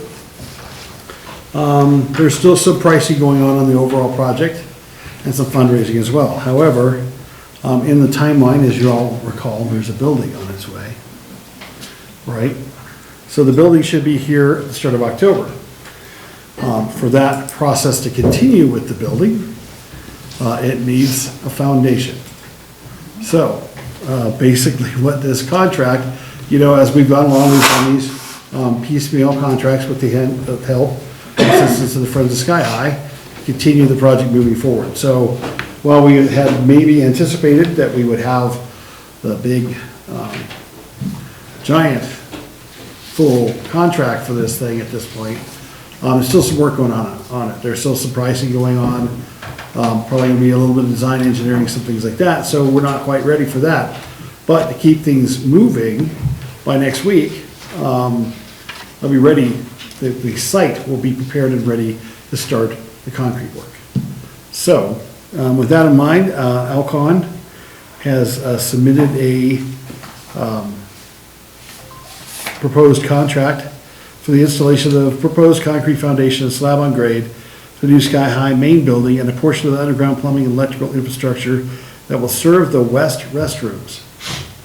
As you might recall, the way the project's laid out, the this part of the building is first, and that also requires those restrooms to be ready to go.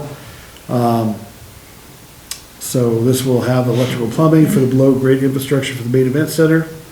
And the price tag is $865,838.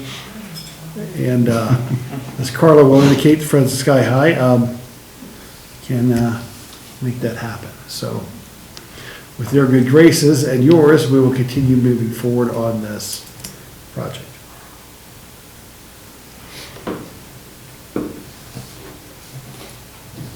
Well, I move to approve the proposal from Alcon Construction for $865,838 for the foundation to be laid for the new Sky High building. And would you also authorize the city manager? And I was going to ask you that. Yes. And authorize the city manager to sign that contract. I would second that. It's been moved and seconded to approve the Alcon Construction's bid for concrete foundation and electrical for $865,838. And city manager forced to sign the authorization. Is there any more discussion? Nita? Counselor Foster? Aye. Counselor Locke? Aye. Counselor Segula? Aye. Counselor Johnson? Aye. Mayor Becker? Aye. Motion carries to approve the contract for Alcon and for city manager to sign. There we go. One step closer. Okay, so forward we go. Let's see. Well, yeah, you're up there. Would you like to do your report? Yeah, this time I'm not skipping the finance director because she's not on deck this evening, so she's happy and I didn't forget, so that's good.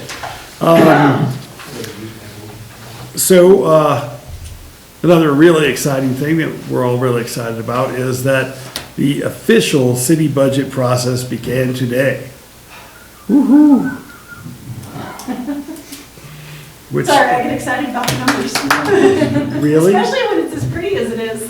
Right, so, our finance director has figured out how to make this budget work simpler, more efficient, actually running it through Cassell rather than doing manual spreadsheets, and then everybody transposing that and writing a bunch of notes, and then putting it in Cassell. The new system actually lets the department heads look at their budgets, propose changes, and write notes in there about what that part of the budget would be, or why they need to do that, or whatever, although I pretty much told the department heads, you get what you get. But, within reason, I'm sure they all love that part, but it's a much more efficient system. This is the first time we've used it. It's been attempted in the past, hasn't really worked, but it actually looks really good. And the department heads got their department budgets, draft budgets in their inboxes today, so to speak. And so they're working on those. I've been working with the finance director and kind of looked at our monetary situation, and we'll be making a few changes this year, but in general, it's good stuff. There won't be a lot more of anything this year, but there certainly won't be less. So, we're also trying to hone in, and it's something she's worked on, is really, when you do budgets, it's a projection, right? And so you're like, oh, well, we think this. But what she's actually done is taken our financial experience over the past few years in costs and made some adjustments there. We have inflationary factors and stuff, but we're trying to really hone the budget into a much more accurate form. And we haven't been off far, but we will be closer this year and kind of toe the line more. But basically the economic forecast so far isn't bad for next year. So you'll all get involved in that pretty quickly. You'll get the calendars. The 1 cent committee will get a chance to hear the proposals from the departments that are affected by that. Also, just to speak to what Mr. Hamko was talking about, we have budgeted for an events coordinator. You could say we're not out as far ahead of that as we could be, but if you went back 6 months ago, not sure we knew where we were going to be today. And we're still working on, when the facilities will actually be available. We do know we're going to be there for the Ag Conference. When we have a fully utilizable space, that's still kind of a discussion in progress. So, but we certainly appreciate what he has to say, and we're working on talking to some other facilities right now, looking at their operating costs and things like that. We have recreational programming, so a lot of staff work to do between now and then, but certainly it's moving along. We're also working on the lease purchase agreement with SOV Fed and some grant agreement work, and we've had some conference calls, et cetera, in the last week or two, which included our finance director, our city attorney, our bond counsel, Mario Tremble from QTAC, along with the other parties involved, and I think we're making good headway. On one note, City Hall will be closed September 2nd from 11 to 2 p.m. for a training exercise. I'll get the council a little bit more information on that later. And honestly, I didn't have a report in the packet because I didn't know what was going on come Monday. I mean, there were a lot of things that were moving parts. So that's what I have for you this evening. I don't know if y'all have any questions, but I'll certainly try and answer those.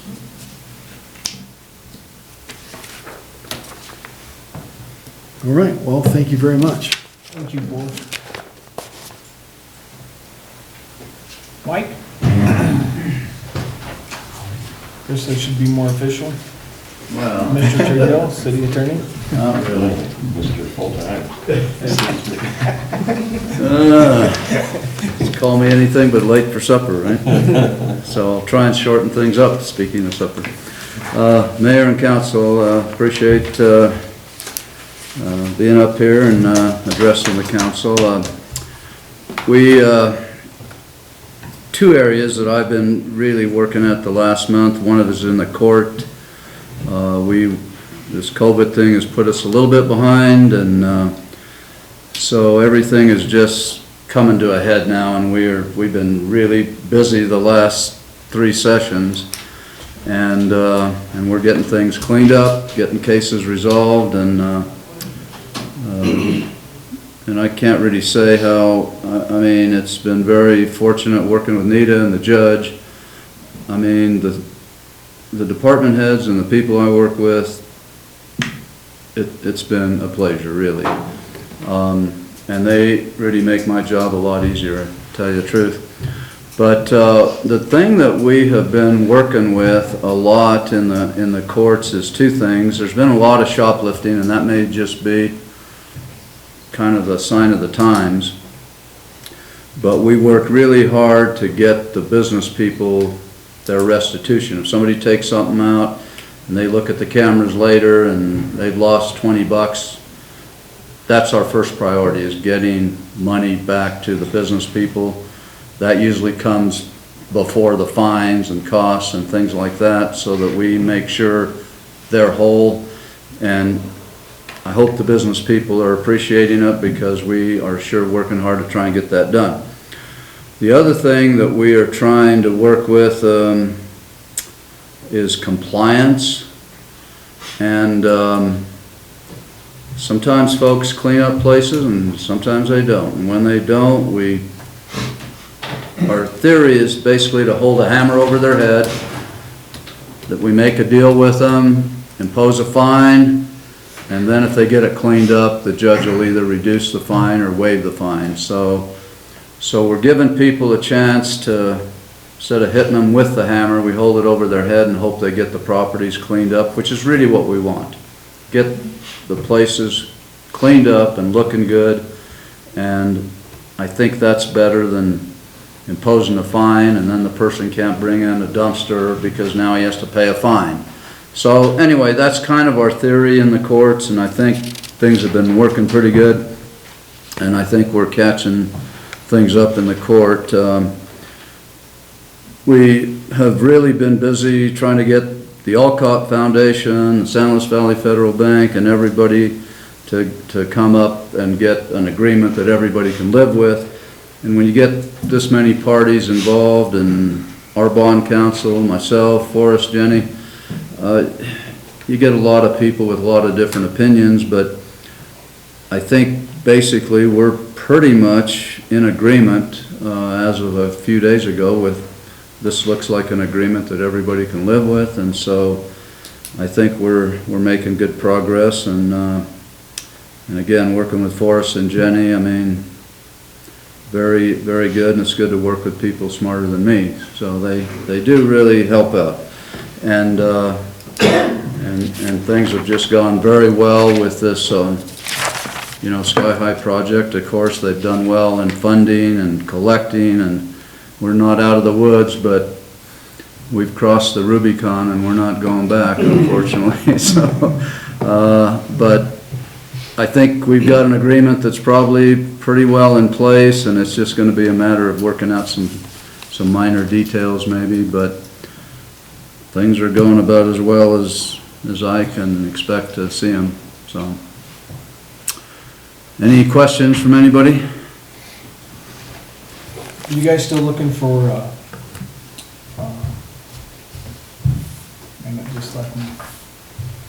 where they go and do community service, there you go. Oh, yeah, we did a lot of people with community service. If people can't afford money, and there's a lot of folks that are unemployed, disabled, et cetera, we're pushing them through to get some community service, and the city needs folks, and so if somebody, and we usually, the judge gives them an option, here's a $150 fine, or I'll let you do community service, and so we're pretty agreeable to letting them do either or, and either way we get a benefit, so. Okay, thank you very much. Thank you. Thank you, Mike. Thank you, Mike. Nita? City clerk report?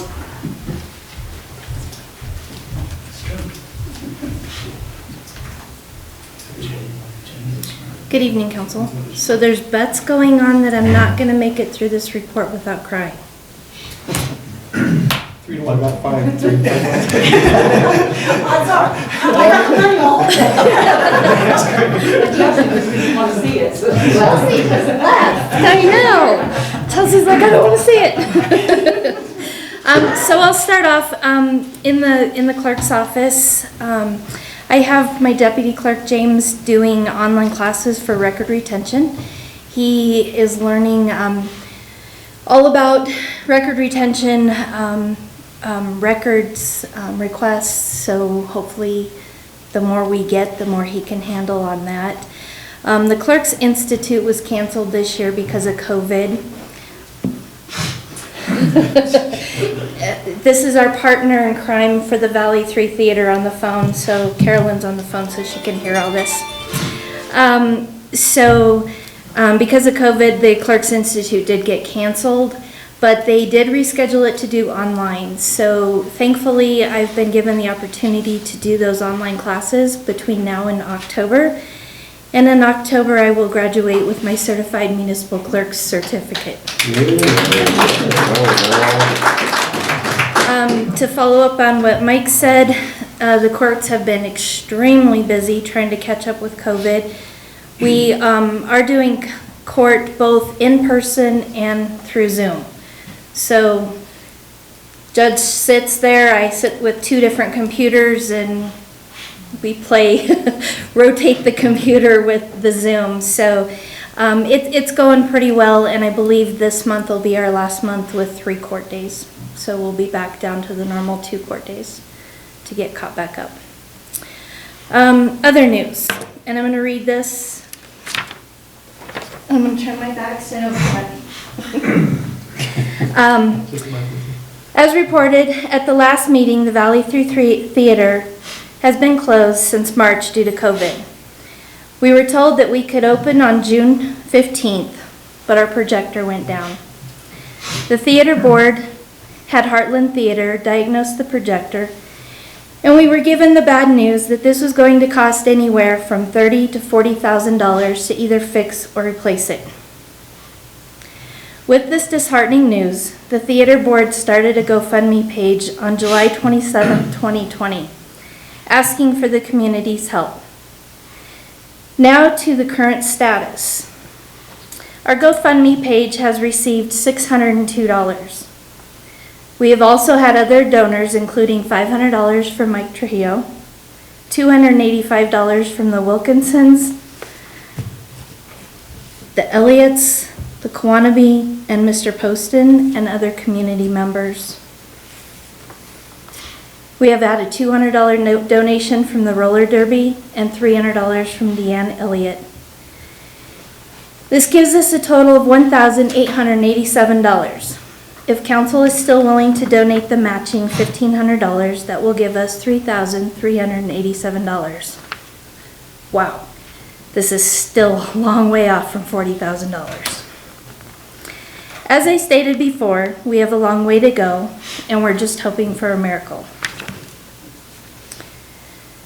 Albert Einstein said, there are only 2 ways to live your life. One is though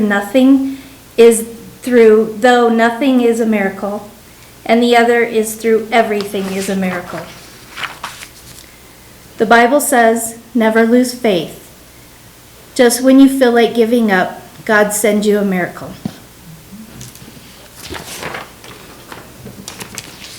Just to clear up some of the rumors that we ourselves are originally misinformed on, a technician from the projector company confirmed that the power surge did not cause the projector to go out. The projector's part that broke was a light engine. The current projector without the light engine cannot function. Well, we've just done it. We all have faith that God will send us a miracle. And He did.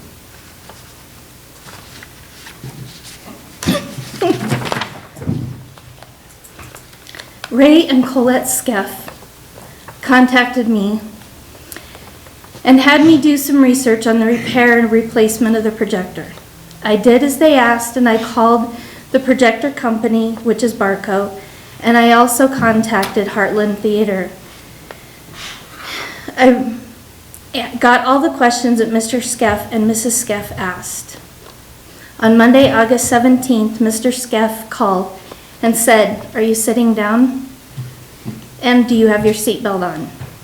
He then stated to me that he and Miss Skeff will be donating $40,000 to the Valley 3 Theater.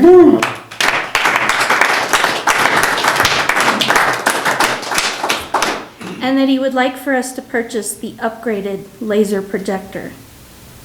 This projector was ordered on Monday, August 17th, 2020, and Heartland Theater stated that they hope to have us up and running by Labor Day. With the rest of the money, Mr. and Mrs. Skeff asked for the Valley 3 Theater to replace the ice machine or get it fixed, and to start fixing up the other theaters so that we can have live performances, offer live performances to Creed Repertory Theater and other live acts that would like to book it. We would like to thank Ray and Colette Skeff for this amazing miracle, and to all the other donors who have made this happen, and to everyone who has come and purchased popcorn and concessions during this time. We thank you for everything. We would like to leave you with a thought to keep in mind during these times that we have faced recently. Believe in miracles. So many of them come when every other indication would say that hope was lost. Never lose hope or faith. Woo!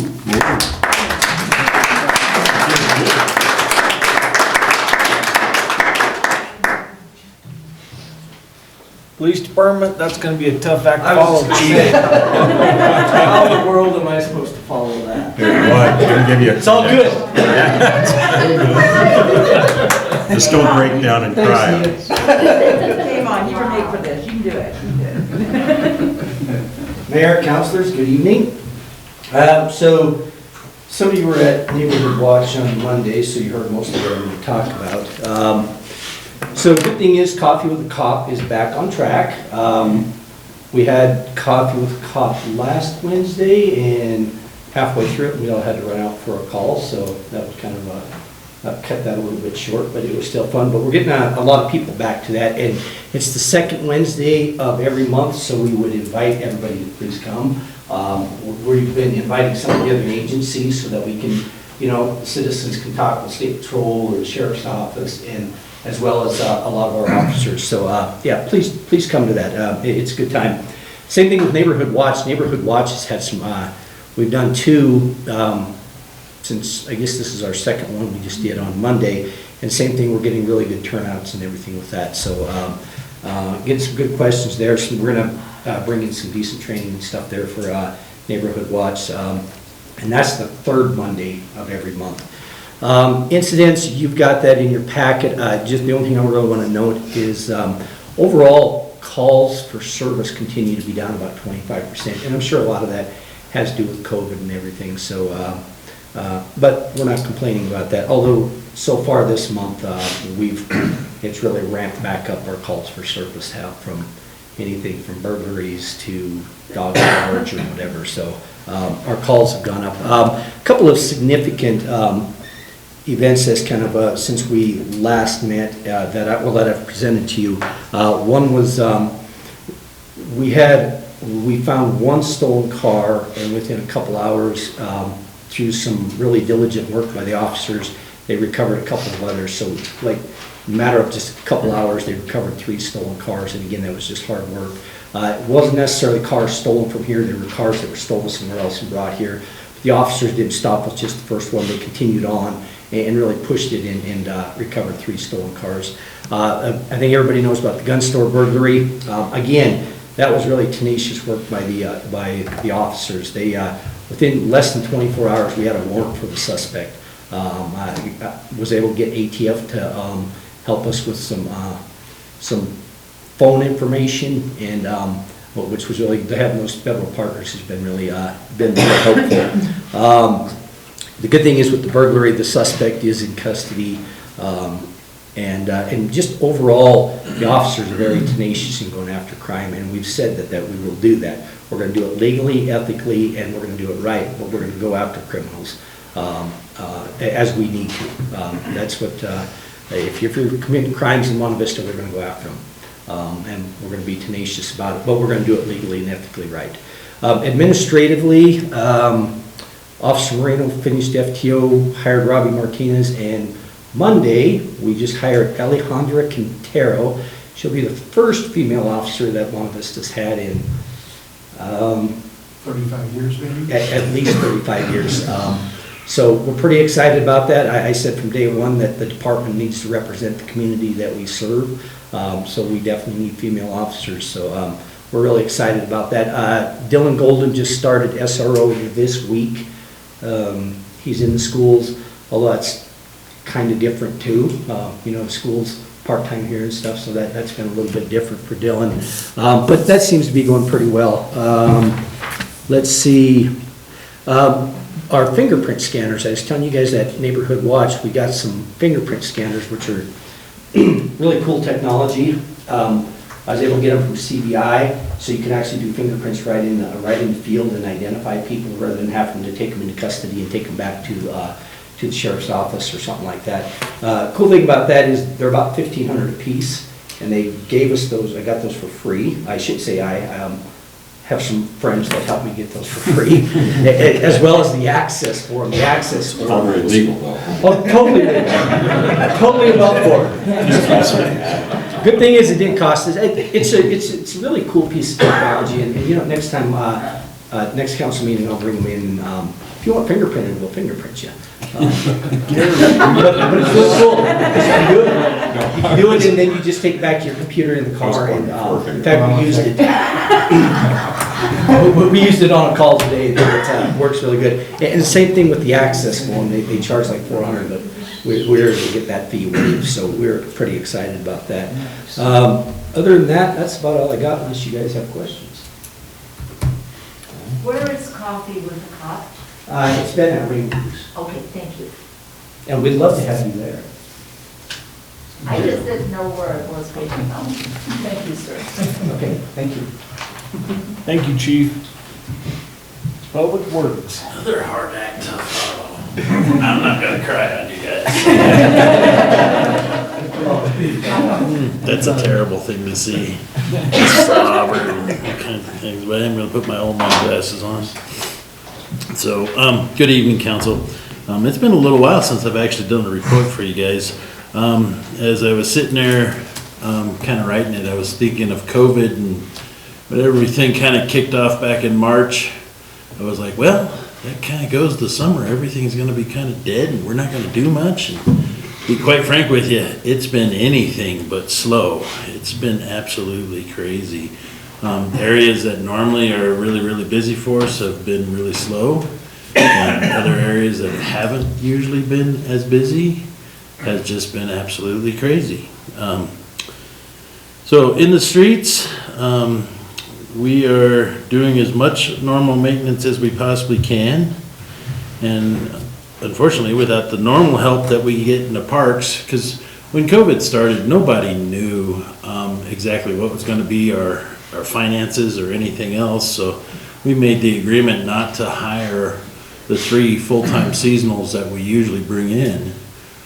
So I've been trying to do the parks with our existing staff, so we've literally pulled one of the streets operators and actually have moved him to the parks full-time, and trying to backfeed all the other little things, the weed eating, the trash, and all the little things that most people don't realize gets done through the parks and through those 3 individuals that we usually bring in.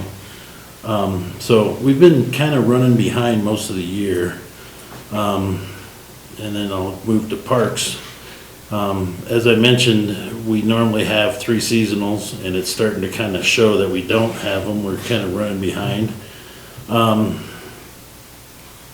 Most of the parks are seeing approximately the same use as prior to the COVID. I've got a few others that are seeing more. The 2 parks of note are the skate park. That park has been normally busy in the summer. This year has been a lot more busy, and unfortunately vandalized. We have historically not had a large percentage of people spray painting or tagging the concrete structures. Unfortunately, this year, it's almost a weekly occurrence. Trash at the skate park has always been an issue. It continues to be an issue. I'm not sure, but I think at a certain age, you're not able to aim for the trash can quite yet. So, but anyways, so that's been going on. The other one, which is really kind of surprising, that has really actually changed my operations, is Full and Wider. Full and Wider has absolutely seen a dramatic increase in what's actually coming each day. People are, either from some of the nearby restaurants and eating outside, but those areas we have actually, I pulled 2 of my utilities guys and have moved them, so we're trashing the parks on a daily basis. And in all the years that I've been here, we've always trashed 2 days a week, Mondays and Fridays. And now we're doing it every single day. And it's still, I'm hoping it's better, Councilor Foster, but it is still, we actually we took trash cans from a park that doesn't get as much use and brought them to Full and Wider to hopefully kind of even the trash dumping. So we, instead of having 1 trash can that's 100% full, there's now 3 in that area that hopefully each one of them is going to stay right around 30 to 50%. So we'll see how that works. We just did that this week, so we'll see where that goes. But other than that, it's just, like I said, it's been really, really, really busy for us. One of the things that I wanted to do, and I highlighted in my thing, and I want to make sure the people that are watching this, I like to highlight the different groups within Public Works. We're kind of really diverse. We have parks, we have streets, and we have utilities. And utilities is one of those groups that they don't get a lot of attention unless it's in the negative. If you flush your toilet and the stuff goes away, you don't think about it. You only think about it when it doesn't go away. Well, and as long as you turn your faucet on and you have water, you don't think about it. Nobody even thinks about the work that goes in to making those items happen. It's kind of one of those things. And my crew is really good, and I'm really proud of them because they accept that nobody cares, and that's a terrible term, but nobody cares unless it's bad. So they do a really good job of keeping a positive attitude and making sure that they keep themselves up and moving and doing things that need to be done. And lately it's been tough on them, and I really want to make sure they know that I'm proud of what they're doing. To take employees that when you hire them say you're going to be doing trash, and they know that from the get-go, to taking employees that are used to dealing with leaks and everything else and still have that expectations, but now every morning their day starts out hauling trash. I hate to say it, but if you were in that position, you'd feel a little slapped in the face. And that's okay, but they're doing a really good job. The real thing that I wanted to talk to about is that most everyone in this room probably don't realize, but when Sky High came crashing down that day, a leak developed along Sherman. So, not a bad leak, not the cataclysmic experience that I was thinking we were going to have, but we did get a little seepage. So last Friday, the crews, after working a full week, because school went into session last week, came in on Fridays, and they went ahead and fixed the repair on Sherman. The nice thing about it is we had advertised that the repair was going to start at 6:30 a.m. and be done by noon. The crew worked exceptionally well, and they actually got it done by 10 o'clock. Water was restored, and everybody was back home to enjoy their weekend by 11 o'clock that morning. So Awesome. just kind of the things that they do. Most of what they do in my report, they call it, it's not sexy work. It's not attractive work. It's all underground. Most people don't see it. But these men and women that work for me do an extremely good job at what they do. And I really want to make sure that they're highlighted. And I'd like to send you an article to highlight that. I got some pictures of that repair. So did pretty good. It was right there, right on the T for a 10-inch AC, which is asbestos concrete pipe, and a 6-inch line that served Sky High and a fire hydrant, and actually the fairgrounds in the back, the bullpens. So there's some pretty good pictures of them taking out that T and replacing it. So, okay. So with that, open it up for any questions. If not, thank you. Yes, sir. Yeah, a couple quick questions. I hate to admit my ignorance, but didn't we have cameras out at the skate park, or was that just a discussion at one point? Oh, we have cameras. They don't do a very good job of catching them. We have a couple that, that we need to probably replace. Okay. Right now, we've been kind of minimizing the expenses, but, and like I said, up until this summer, the skate park might get hit once every 2 years. It has not historically been an issue. So, like I said, it's a weird year. It really is a strange year. Can't argue with that. Pin up energy from being cooped up. I think some of it is, because it even happened, we had some tag and go over at Chapman Park. They got some stop signs around town, we got them all cleaned up, but it's just those little things like that just take time and take away from the normal maintenance activities. We got a lot of rain a couple weeks ago.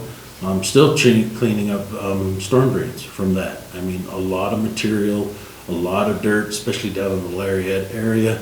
There was areas that just lots that just kind of poured out into the street and down into the drains and filled them up. So we're still working on some of that stuff. So. Okay, number 2. Yes, sir. Yeah. Out at, you said you picked up trash cans for Full-N-Wider, and I don't know if it was one of those from Rain Brews because the bench was gone. No, okay, so. And the trash can too. Yeah, let me explain. No, those were not. Those were put in the shop so with Rain Brews and COVID, the state of Colorado has allowed businesses with liquor licenses to have outside liquor consumption. City doesn't feel, at least Forrest and I don't feel, that it's really a good idea to promote people with open containers on city-owned park benches and stuff. So as part of their agreement with the state for an outside area, we required to remove the bench, the trash can, and the planter. The planter, of course, there is no plants there, so it was just sitting there, taking up space, so we removed it for that. The trash can, we're already having trash problems. I don't want to have to start cleaning up their restaurant trash. So we removed that, and the bench, of course, is just something that we don't want people on a city bench drinking alcohol, even though it is at this moment, it is legal, it is still illegal in the state. Well, that's all we'll say about that. Yeah, so, Thank you. yes, sir. Can I turn some garbage into positive? Picking up your garbage in the park is, think about how many more people are out there. Yeah. And Oh, yeah. how beautiful it looks with all the flowers that these guys are planting, how beautiful it looks, having all those people picnic and sit out there, and people driving through town saying, look at all those people in the park and stuff. So there's a positive. There's always a positive, I just outlining the lack, it's hard for us and it gets a little frustration to try to continue to do that. The stuff going on in Fulham-Wider isn't anybody abusing the park, it's being used. Yeah. So it is being used. I mean, maybe we could yell at the squirrels for being squirrels, but I don't think that's really the big. Yeah, the lids have helped greatly with the squirrel pilferage. Well, the lids, and they've actually helped with some other things, because with the sprinkler system and those open containers, water's always in them. So when you do pull the trash, it's pretty nasty. It's pretty nasty. So the lids have really helped. We unfortunately just don't have a good way to mount them so they don't get knocked off inadvertently. So, but we'll see. And like I said, it's gonna be October before too long. So, it wasn't, and I'm sorry if anybody thought I was complaining, because I'm not. I would much rather see use than no use.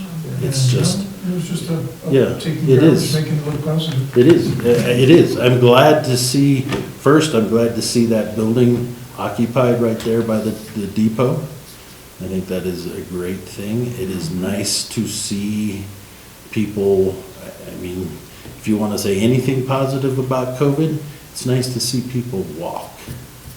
If you go around the communities, we have a lot more people walking and biking and doing some outdoor stuff, which is nice. It's nice to see that. It feels more like a community when people are not so busy in their cars.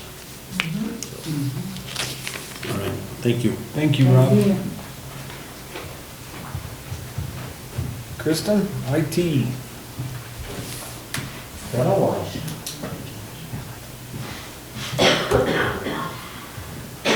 It's been a little bit since I've been up here, and well, with everyone having such good reports, I think I'm going to try to pull that bar down a little bit. But you guys do have our monthly report. I'm going to highlight a few of the more notable things. One of them is we've been having some problems with our internet service. It likes to just drop out randomly throughout the day. Then all of a sudden I get lots of calls saying, hey, I can't do my work. So now we have two internet services. If one drops out, we'll switch over to the other and work can resume as normal. We haven't had to test it just yet though, so hopefully it stays that way. I guess another thing I could bring up really quickly is you guys all have new microphones. I guess this was a good council to test them on, but at the same time I'm kind of been spending the whole meeting hoping that everything's working how it should, as I literally got this put together maybe an hour after lunch today. So we'll see when I go and upload the video from the camera, but other than that, we've just lots of little things, lots of fixing computers here, updating systems there. We did work with the police department, updated all of the MDTs. They actually work as computers now, which is a great thing, especially with his new fingerprint scanners. So, and I guess you guys might actually see that at the next council meeting when he brings that in. And I guess one of the other larger notable things I'll bring up really quickly is we did switch all of Public Works cell phones over to FirstNet. Thank you It's the very same. much. I hope those things are working for you. These things are literal bricks. Like you could probably build a building with them. They are that thick, but they are pretty much indestructible. I remember one of the demos we saw when we first got the phones for the police department in Alamosa was they brought one of the phones in and hammered a nail into two 2x4s. Now they had to stop that because they accidentally hammered that nail into a mahogany table. You got in a lot of trouble for it. So while you won't really see that anymore, these phones have already shown that they're pretty indestructible. Their batteries last like 3 or 4 days. If you're not using it a whole lot, 2 or 3 weeks. So we'll see how they go. So far they've proven themselves quite well.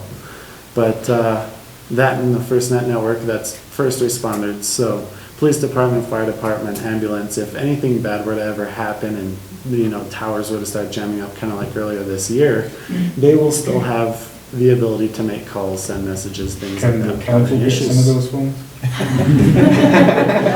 Now, Just kidding. the main problem with that is they're very expensive phones. Now, because they are part of what would be classified as first responders, if something happens here in the city, they're the people who gets called, say a water main breaks, kind of like when the building dropped. For you guys, because you're not under that classification, it's a lot more expensive. He was trying to not say that. I was trying to think of better words, but it's been a long year, let's put it that way. So I don't have a very big vocabulary when I'm in front of people. Well, it's been a while since I've been up here. Generally, I was kind of happy for that. I don't do good with these reports. So yeah, with that note, if you guys have any questions. You're not crying or anything, No, I stood up too fast and I also have very low blood pressure, so I can barely see you guys right now. What it means is I need to eat some more salt, or something. Kristen, thank you very much. Appreciate what you guys do. Not a problem with, every week we get a little bit closer to actually having something that works, but if technology actually worked, I wouldn't have a job right now, so. All right. Thank you very much. Next question. Yeah, I enjoy your reports, by the way. I try to make them as short as possible, and everyone does so good with their reports that I feel it's my duty to kind of make it easier for others by bringing that bar as low as possible. Well, for somebody who doesn't like to speak in front of people, you do a good job. Thank you. You can take lessons from Jenny because she don't like to talk either. I don't think she'd want to teach me by this plan. All right, we'll go to council committees, city commissions, and council reports. Martha, we will start with you. We're going to start with me? Well, good. I just want to say that I think tonight has been an incredible night. It's been one of the best council meetings I think we've had in a long time as far as attendance and participation. I appreciate everybody that came here tonight. It was so great to see a full room.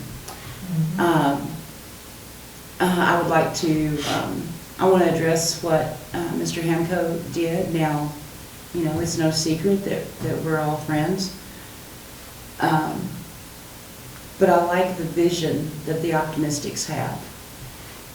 Before COVID, I was part of that, and then I was seated on council, and so I pulled back because I felt like the city, a citizens action group needed to be citizens, and we needed to be here for support.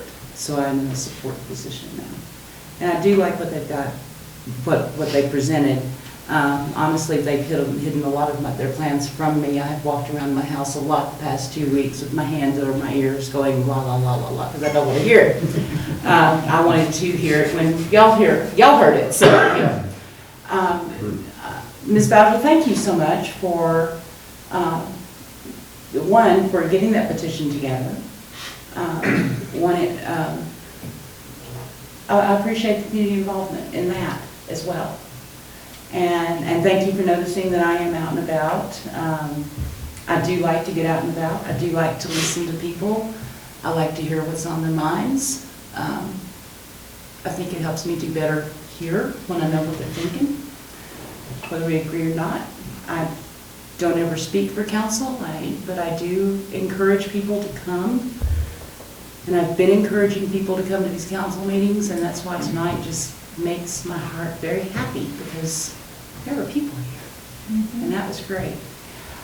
So I just want to say the reports are positive. I'm seeing a lot of positive movement. Rain Brews has put up an absolutely beautiful display in front of their store, in their coffee shop, and it's just gorgeous, and it's right there on the corner, and people driving by can see it. It's wonderful. There are several other stores have started, sprucing up their fronts and making everything look nice, and it's summertime and flowers are blooming. Fantastic. That's all good. I'm extremely excited about the $300,000 donation that the theater, I happen to know they went out of their way to answer some of Mr. and Mrs. Skiff's questions. To get that. 40,000. I'm sorry, 40,000. I was like, 340,000. To be fair, that number has fluctuated quite a bit over the past couple of months, so, but you got the money that you needed, and I'm so glad that you got that. So I guess my report tonight is just, thank you, council, thank you, city management, thank you, participants, police department, and most of all, Monte Vista, for just, we're coming back out again. And that's good, and we're coming back out positive, and I'm glad to see that. And we're giving each other the room and the space to do what each other needs to do. Thank you. Mr. Foster? Well, like the previous people on reports, I'm not sure I can follow that, so I will just simply say that, we focus on the best and we move on. Very good. Mr. Sabella? I just want to thank city staff, for being on top of their game. They're doing an excellent job, so kudos to them. I had some citizens contact me about potholes, and I shot over an email to Forrest, and it seemed like the next day there were potholes getting covered. So thank you for that. It's really awesome to, but it starts over here and it goes over there. It's a big team, so thank you guys for that. And it's good to see progress. The citizens really appreciate all that. And then just another thing too is I've kind of, just been kind of wondering how long this building has been white. 25 years? Anybody know? A really long time, right? I was kind of wondering if we can do something about that. There's somebody to talk to over there, I think. I think there's somebody. There's people that need to do community service. Yeah. But I think it would, do the city right, do the city hall right to get this place looking a little nicer. I agree.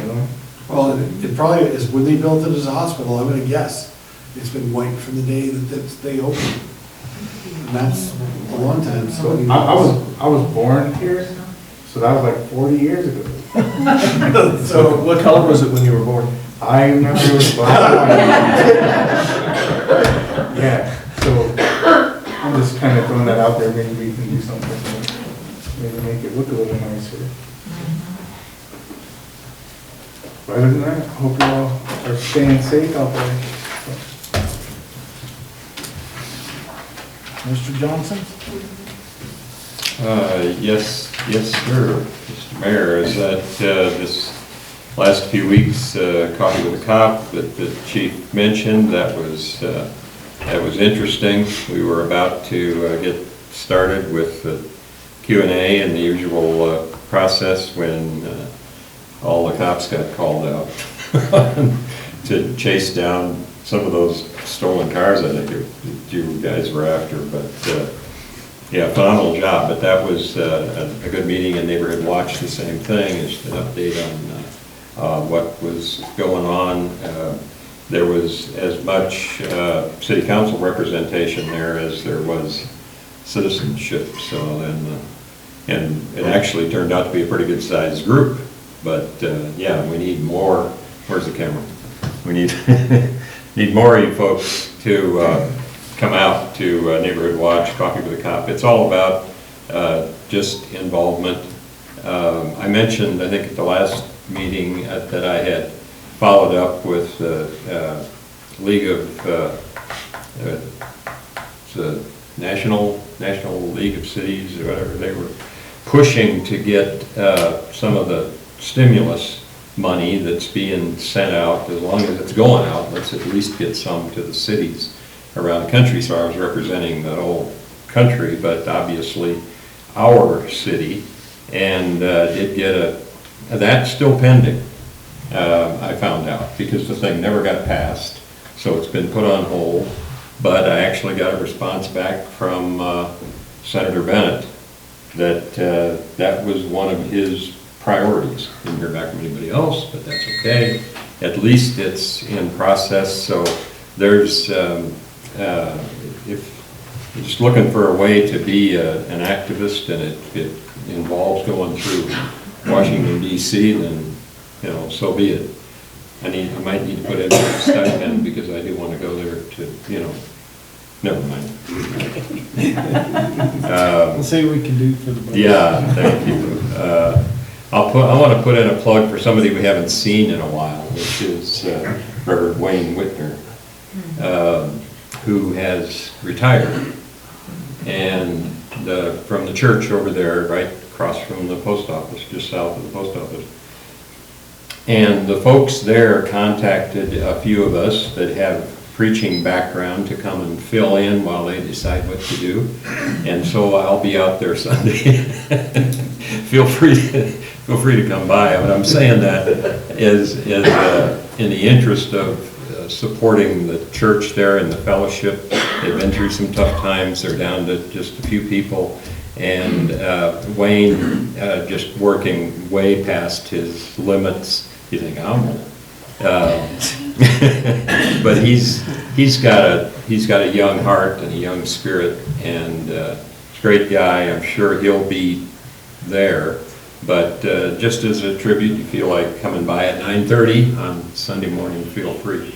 So we got one raised hand. I see that hand, ma'am. Yes. I'm gonna be there. God bless you. There'll be 7 people there.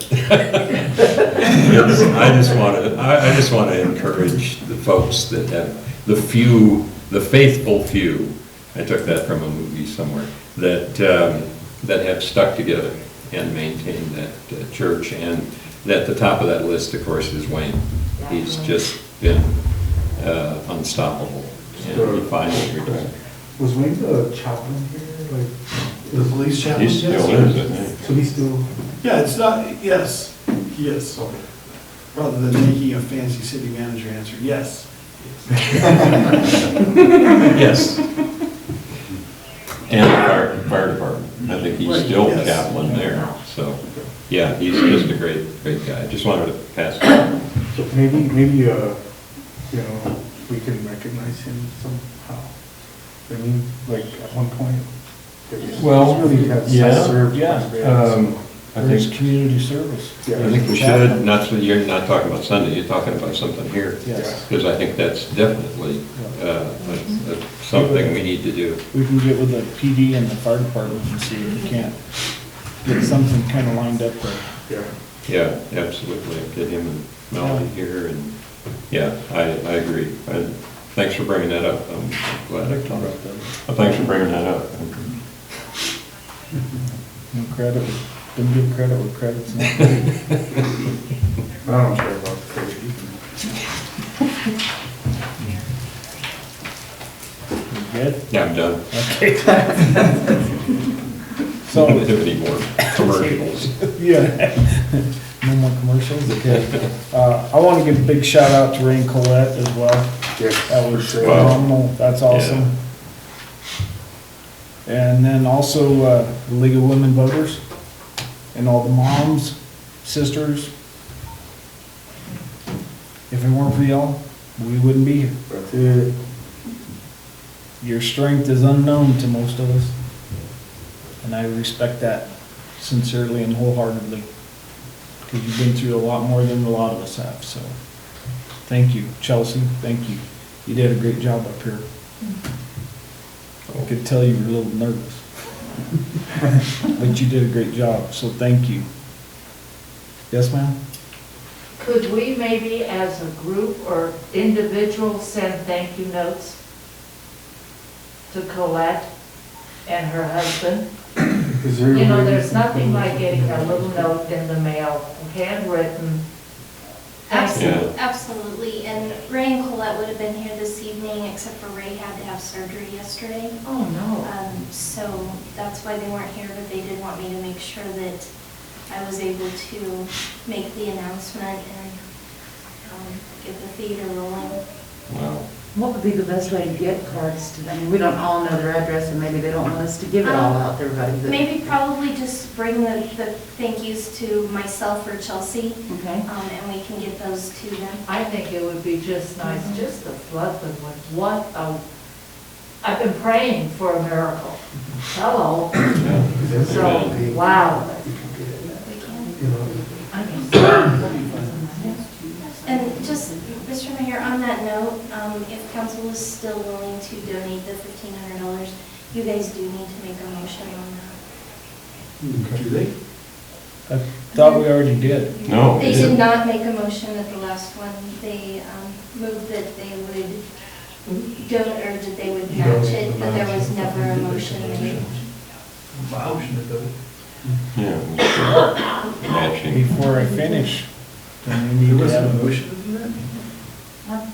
We didn't agree to match dollar for dollar. We your did, but- GoFundMe? Yeah, we did. But there was not the motion. But the motion, so the motion was to agree to match the GoFundMe.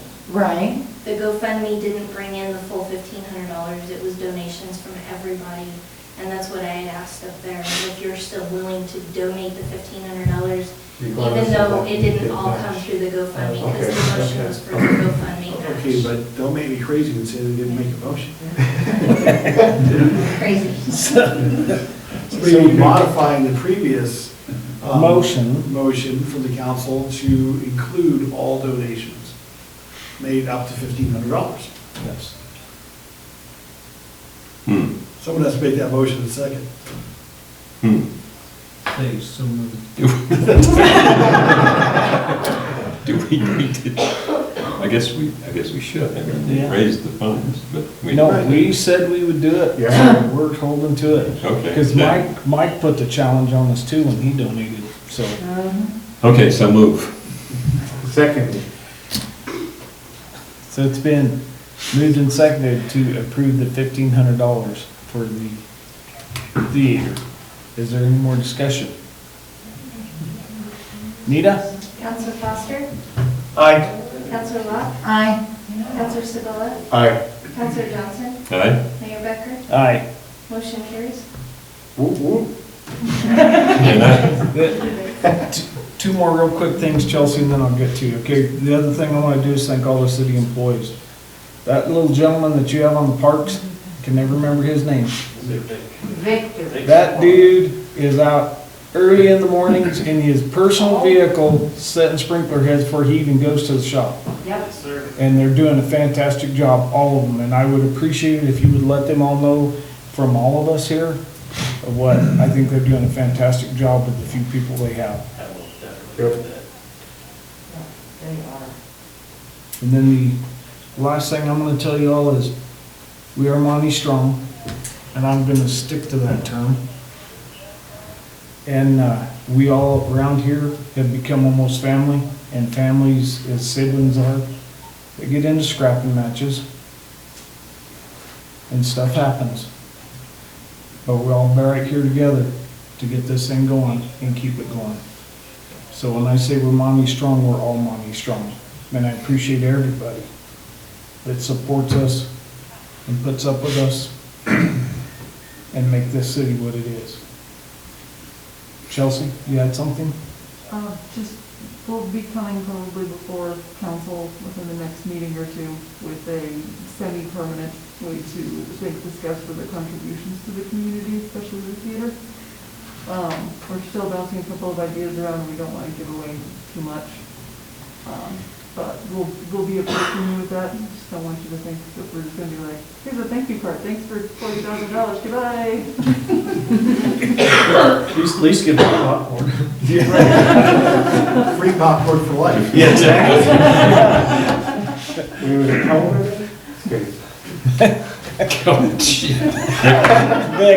Victor. Meeting's adjourned till September 3rd, 6 PM.